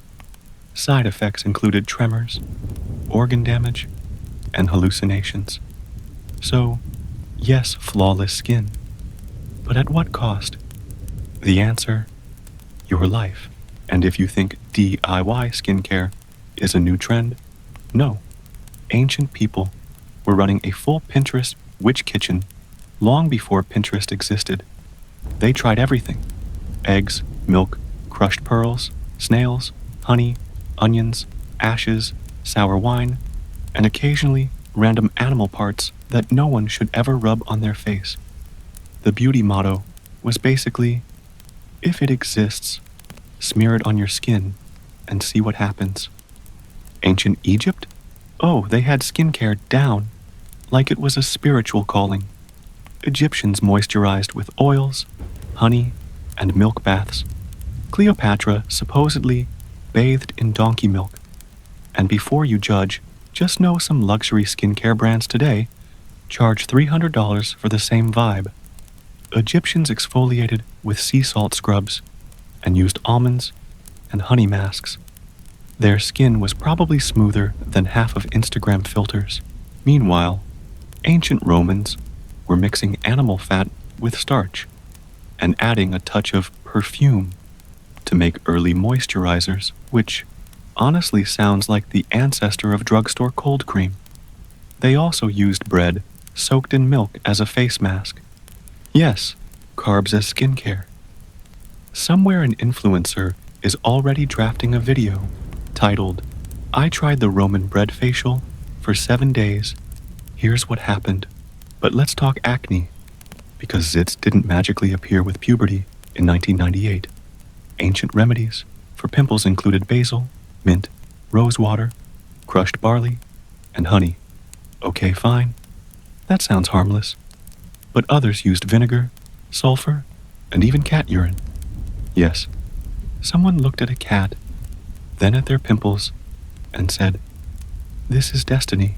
Speaking of questionable decisions, Europeans had a phase where they used roasted mice as skincare, grind them into a paste with honey for a facial spot treatment. Imagine being so desperate for clear skin that you think, what this routine is missing is rodent. Let's move to makeup, because before clean girl aesthetic, people were serving toxic but trending. Egyptians lined their eyes with kohl, iconic, beautiful, and surprisingly practical, because it also protected from sun glare and infection. Meanwhile, Europeans later used belladonna, a literal poison, as eye drops to make pupils look bigger and more seductive. Side effect: blindness. Beauty has always required commitment or poor judgment. Blush. Medieval women used berries, beetroot, or slapped their cheeks for a natural flush. Relatable. But the rich added cinnabar, or red lead, to get that perfect rosy glow again. Poison. If your blush ate your skin alive, it meant it was high quality. Lip color came from berries, wine, clay, seaweed, and in some cultures, crushed insects. Mayan and Aztec women used cochineal bugs for a deep red pigment, which ironically is still used in modern lipstick. Congratulations! If you've ever worn a bold red lip, you may have been kissing people with insects. Now, eyebrows the ever-changing circus of beauty standards. In medieval Europe, brows were removed completely. Why? Because apparently foreheads needed more real estate. So women shaved or plucked them off, then used various pastes to prevent regrowth, some made with vinegar, quicklime, or even frog fat. Imagine meeting someone with no eyebrows, and she smells faintly of amphibian beauty. But Middle Eastern women? They invented brow slay centuries ago. Ancient Persians and Indians used kohl to shape eyebrows, darken lashes, and even contour eyes.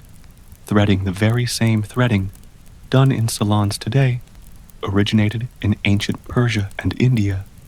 And henna, used for hair, skin decoration, nail tint, and conditioning long before TikTok discovered it. Now, hair care. Ancient people were basically the original hair influencers. Egyptians conditioned with castor oil and almond oil. Greeks used olive oil masks. Romans bleached their hair with wood ash and vinegar. And medieval Europeans lightened hair by mixing herbs with urine and sitting in the sun. If your hair turned blonde, congrats. If it melted, lesson learned. For shine, women used rose oil, lavender, and honey.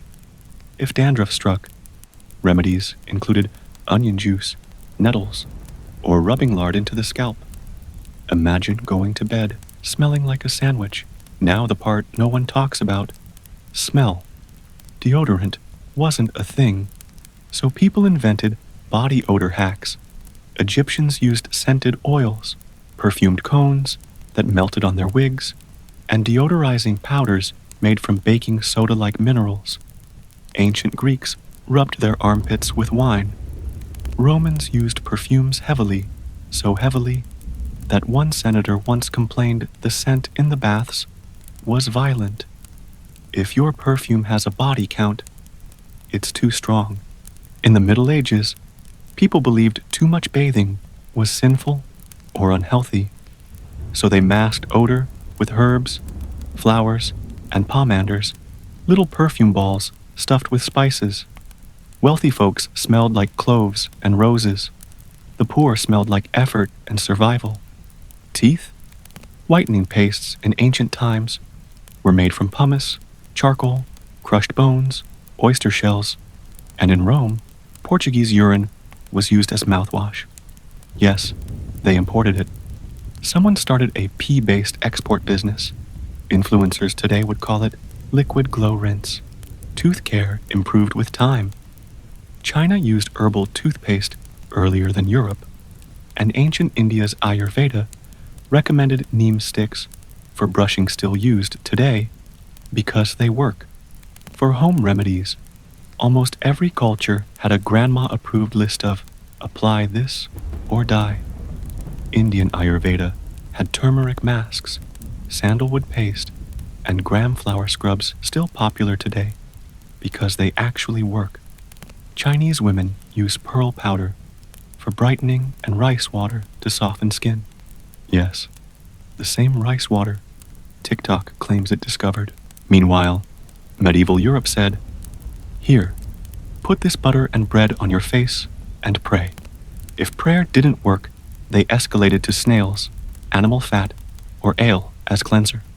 Across cultures, beauty routines show one universal truth. Humans will try anything for good skin. Clay, ashes, insects, milk, blood, herbs if it existed. Someone smeared it on their face. And yet, for all the bizarre recipes, many ancient remedies survived because they worked. Honey, antibacterial; turmeric, anti-inflammatory; aloe vera, soothing; rice water, softening; clay masks, detoxifying. Maybe grandma wasn't wrong. She just didn't have branding and a $49.99 packaging team. So next time your skincare costs half your salary, remember, Cleopatra had glowing skin with honey, milk, and aloe. And we're out here paying $80 for moisturizer that promises dewy radiance with asteroid essence. If ancient beauty routines prove anything, it's this. We've always been obsessed with looking good. The ingredients just changed from deadly to dermatologist approved. Skincare, makeup, and home remedies. Listen, if you thought ancient skincare was weird in part 1, you might want to sit down and hold on to your moisturizer, because humanity didn't just experiment with beauty, it went on a full science fair gone wrong rampage. If part 1 was, we tried cute DIYs and almost died, part 2 is, we absolutely lost the plot. Let's start with the Renaissance. Because Europe decided skincare was no longer just about looking pale, it was about looking rich, poetic, and slightly flammable. Renaissance beauty standards said you needed glowing skin, rosy cheeks, glossy lips, and a face that looked like heaven had personally airbrushed you. And what did they use? Toxicity in glass jars. Women were applying Venetian ceruse, a luxury lead-based foundation so fancy that nobles used it like it was the Charlotte Tilbury of its time. It gave a smooth finish, while slowly turning the skin gray, wrinkled, and permanently damaged. Basically, a beauty now, funeral later subscription. But if you wanted the Renaissance spa treatment, you could try a facial steam with herbs, rose petals, or if you had money, gold leaf masks. Yes, real gold. Not for hydration, but to flex. Imagine spending a fortune just to peel gold off your face and throw it away. Influencer-level chaos existed way before influencers. Meanwhile, over in the Ottoman Empire, skincare was a luxurious, sensual, aromatherapy-filled event. Turkish women used rose water like it was wholly on the face, hair, skin, pillows, everywhere. Rose water was their toner, perfume, room spray, and emotional support liquid. They used milk baths, honey masks, almond oil, saffron for glow, and hammam steam cleansing that could delete stress, dirt, trauma, and probably your ex. While Europe was bleaching faces with poison, Ottoman women were basically inventing modern spa culture. Travel to Japan, where beauty was all about softness, clarity, and elegance. If Europe was white paint but dangerous, Japan was gentle beauty but disciplined. Women used rice water to soften skin and hair. A trend TikTok thinks it discovered in 2022. But Japanese women have been like, sweetie, we've been doing this for 1,000 years.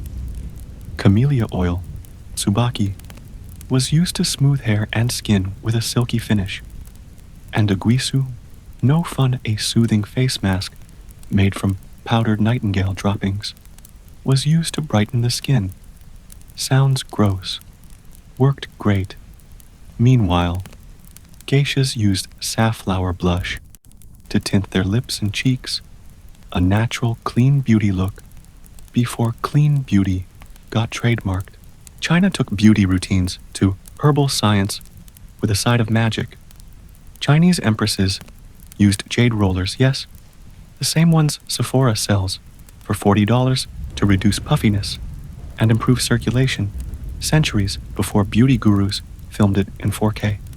Pearl powder was used for brightening and anti-aging, and still used today in luxury skincare. They also drank beauty teas with chrysanthemum, goji berries, and red dates for skin health, which honestly sounds like a wellness influencer's shopping cart. Chinese women also used silk cleansers and powdered rice for matte skin, proving they understood oil control long before mattifying primer existed. Meanwhile, in India, Ayurveda was delivering 5,000-year-old skincare routines, so effective that modern dermatology is still impressed. Turmeric for glow and inflammation, sandalwood for cooling and acne, gram flower for exfoliation, neem for antibacterial cleansing, aloe for soothing, rose for hydration. This was a full clean beauty empire before the word organic was invented. India said, nature has everything we need, while Europe said, yes, but have you tried dissolving your face with mercury? Let's jump to Africa, because African beauty has always been that confident, radiant, melanin-loving glow.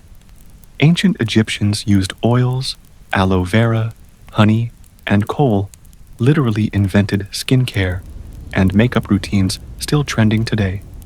Berber women in Morocco used argan oil for hair and skin shine way before it became a bougie export in fancy bottles. In West Africa, shea butter was a universal miracle. Moisturizer, lip balm, hair food, baby care, stretch mark treatment, the original multi-purpose product. Africa didn't need Sephora. Sephora needed Africa. But the weirdest beauty experiments? Europe still wins that unhinged award. Let's talk about freckle removal. Women tried lemon juice. Okay.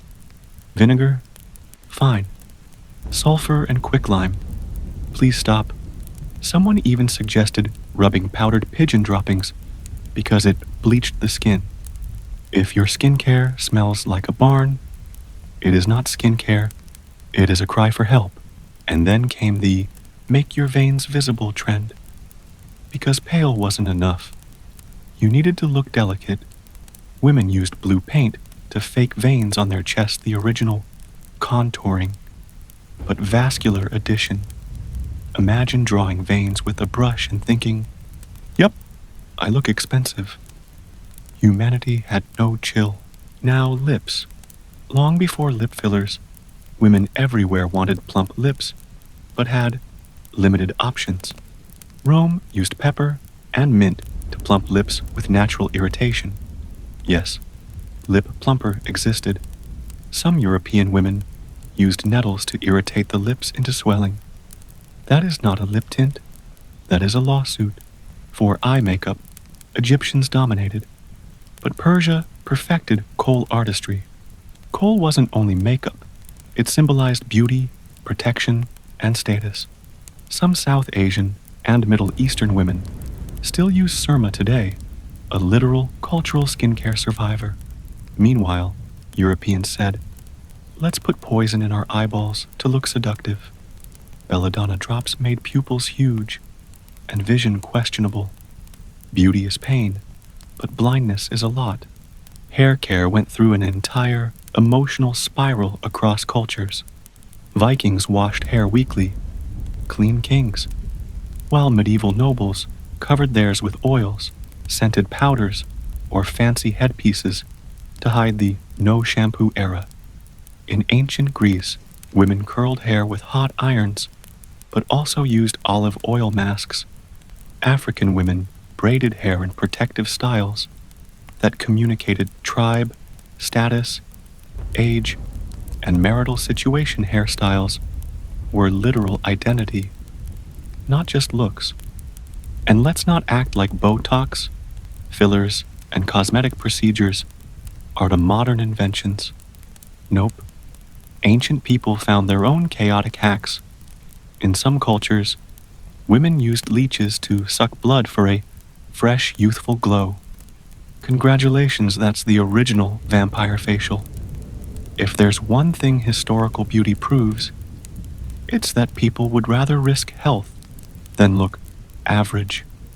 But here's the funny plot twist. Half the ancient remedies we mock today actually worked. Honey kills bacteria, turmeric heals, argan oil shines, rice water softens, aloe soothes, shea butter hydrates, coal protects, eyes rosewater tones. It wasn't all nonsense. It was just chaotic packaging. So the next time your skincare routine feels exhausting, remember, at least your products don't contain lead, mercury, mouse paste, or medieval pea rinses. And if you're ever feeling broke buying expensive products, Cleopatra's donkey milk bath would cost around $30,000 a month today. She would have been the CEO of high-maintenance skin talk. Beauty has always been a battlefield, but at least now, we have dermatologists instead of witches, serums instead of spells, and products that don't melt our faces off. Clothing, colors and status, sumptuary laws.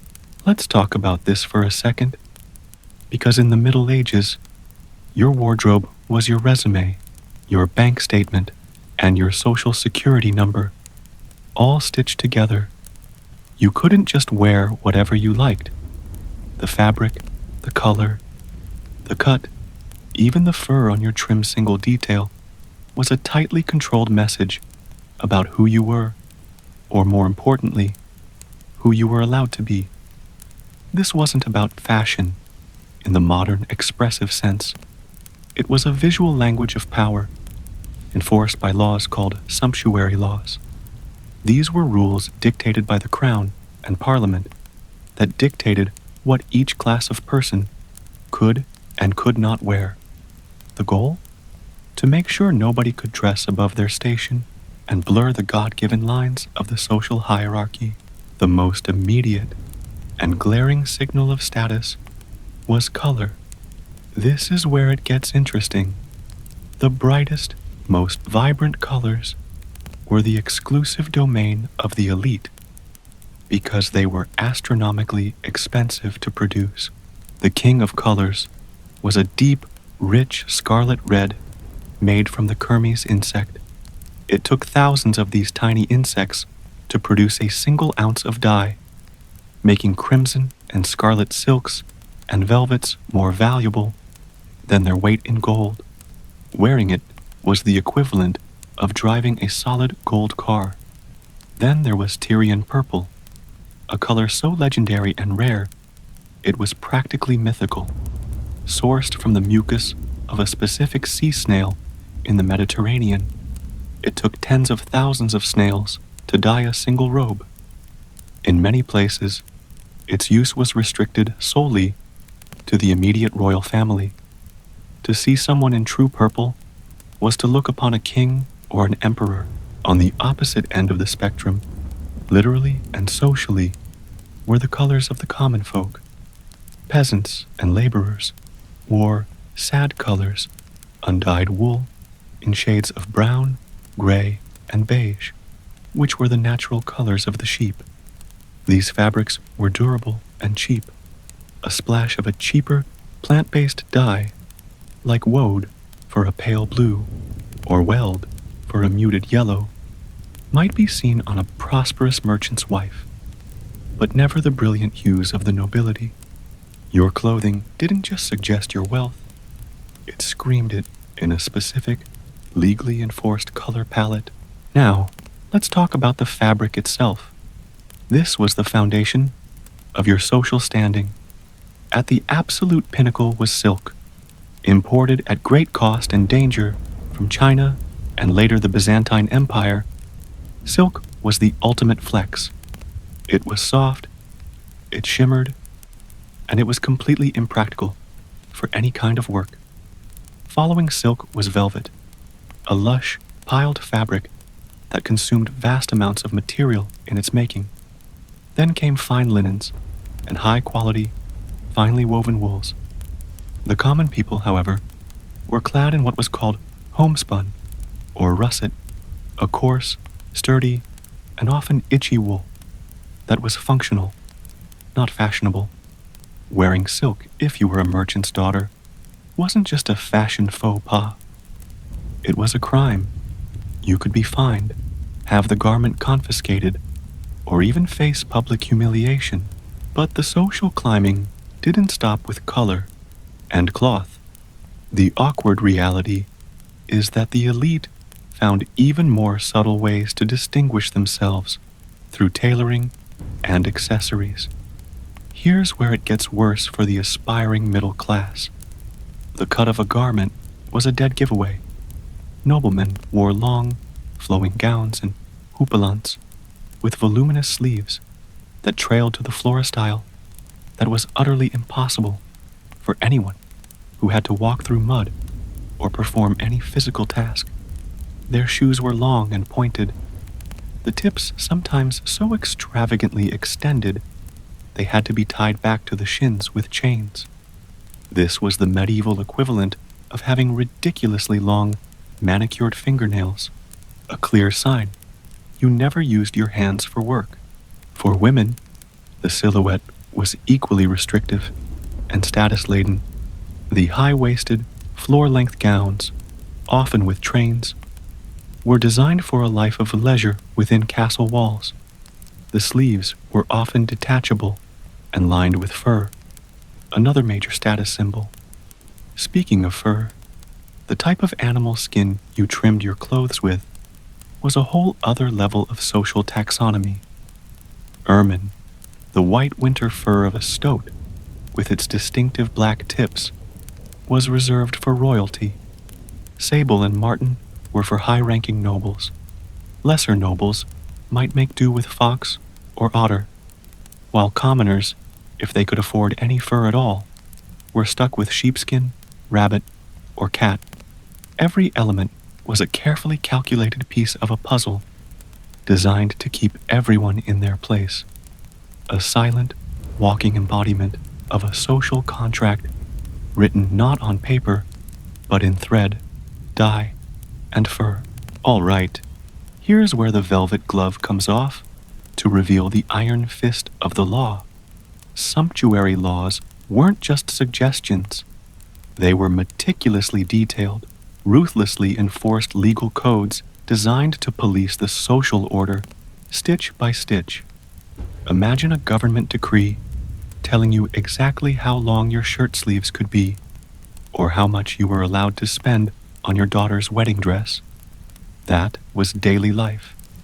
In 14th century England, King Edward III passed some of the most famous sumptuary laws, explicitly forbidding anyone below the rank of knight from wearing any cloth of gold or silk.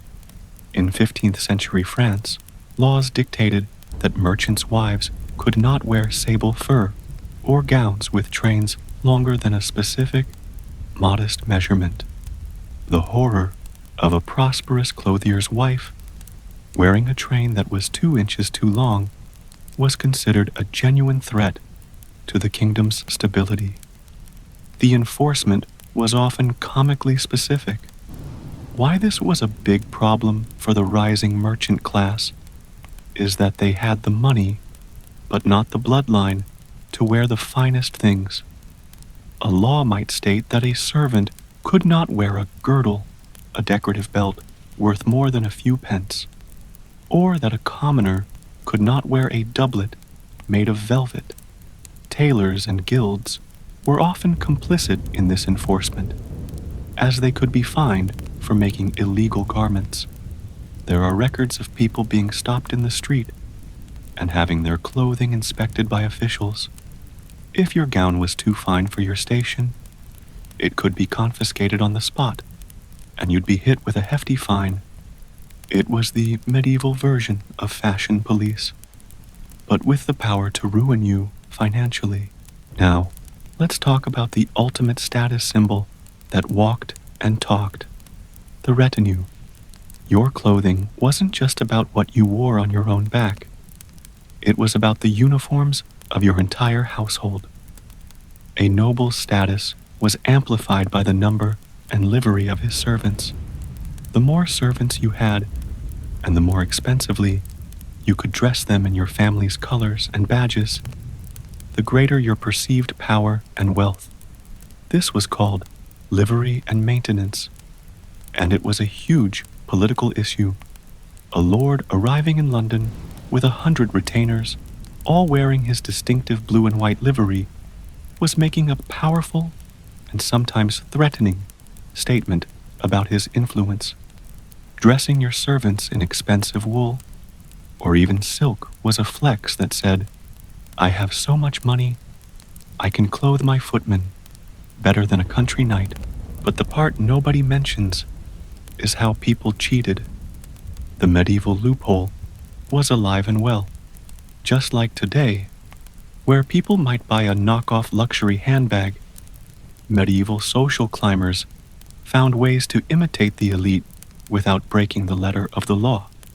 If you couldn't afford silk velvet, you might buy a cheaper fabric and have it embroidered with intricate patterns to mimic the look of more expensive cloth.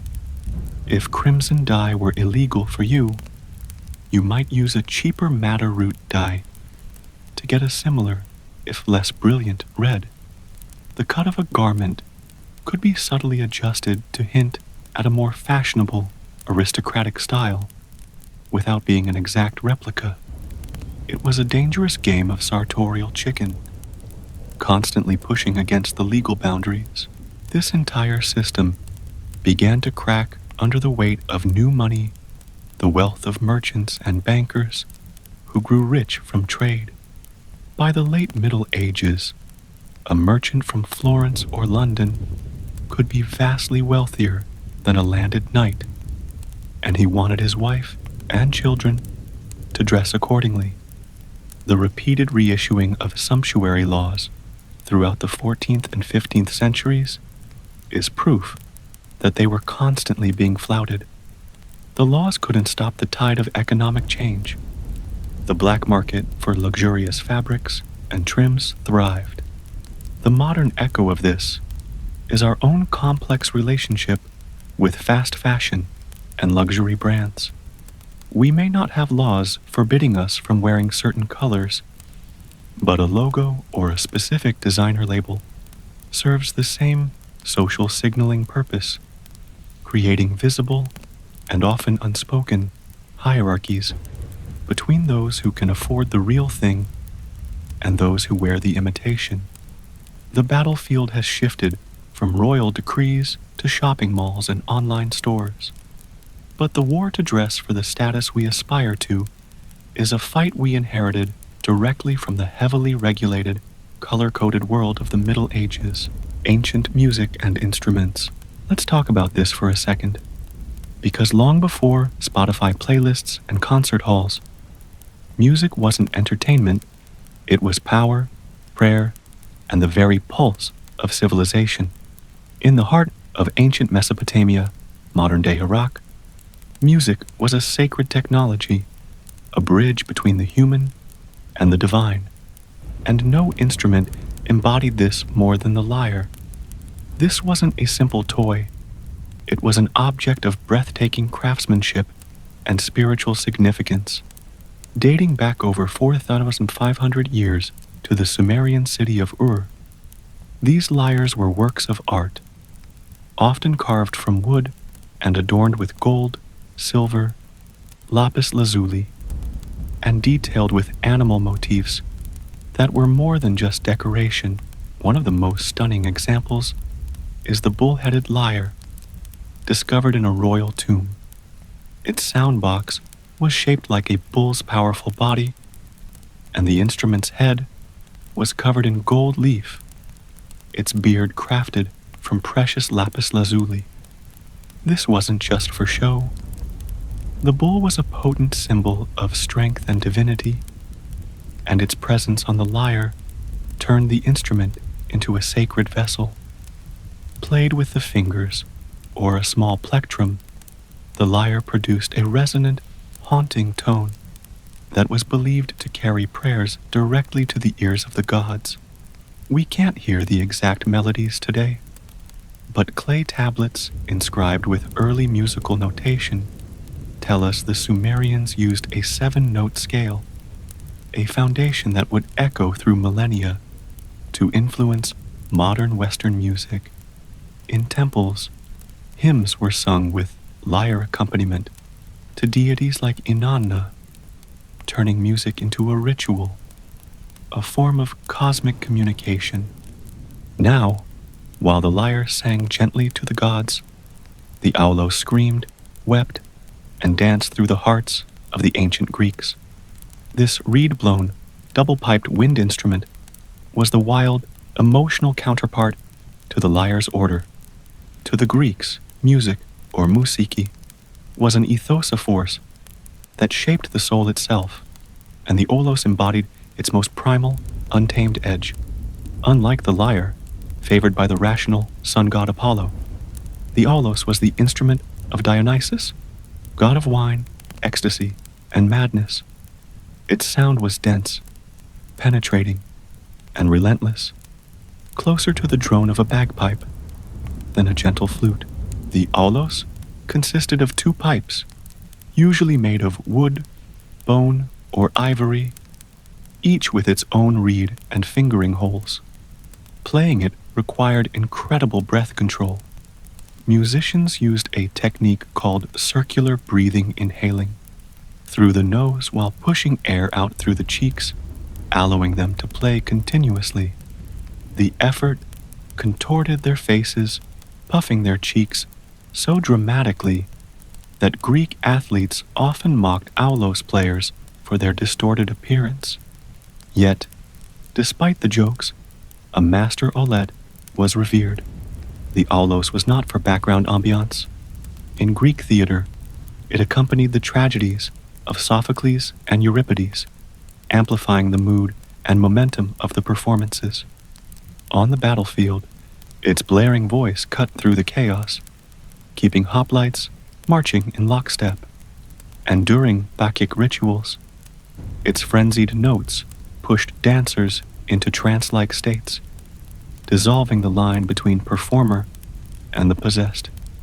Even Plato, who distrusted its emotional power, couldn't deny its raw, overwhelming force. The aulos carried the sound of frenzy, mourning, and Warit was the sound of humanity, unfiltered. Meanwhile, in the ancient courts and scholarly studios of China, music was philosophy in motion. Here, 2 stringed zithers, the qin and the zheng, carried the sounds of dynasties, meditation, and poetic introspection. They may look similar, but each served a distinct role in articulating China's musical soul.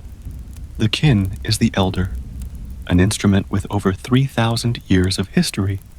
With 7 strings stretched over a long, fretless wooden body, it produced quiet, subtle tones, whispers of sound that required deep listening. To the untrained ear, it might seem almost silent, but to Chinese scholars and sages, these sounds reflected the perfect balance between heaven and earth. Confucius himself was said to play the qin, believing it cultivated moral character and inner harmony. Learning it wasn't about performance, it was about becoming civilized. Contrast this with the zheng, its louder, more public cousin, with 16, 21, or more strings and movable bridges. The zheng was built for performance. Its curved wooden frame allowed for rich melodies and dramatic glissandos.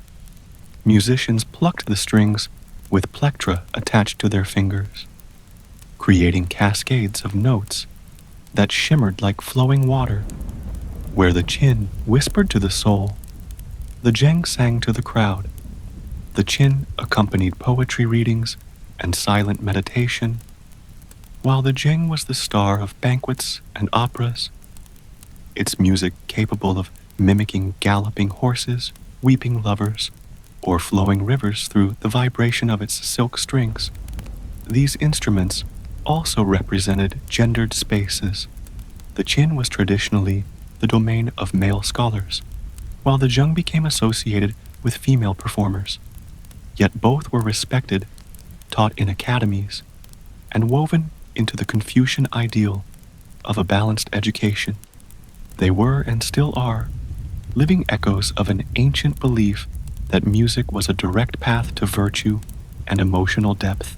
All right, here's where we venture beyond palaces and temples to the very roots of rhythm.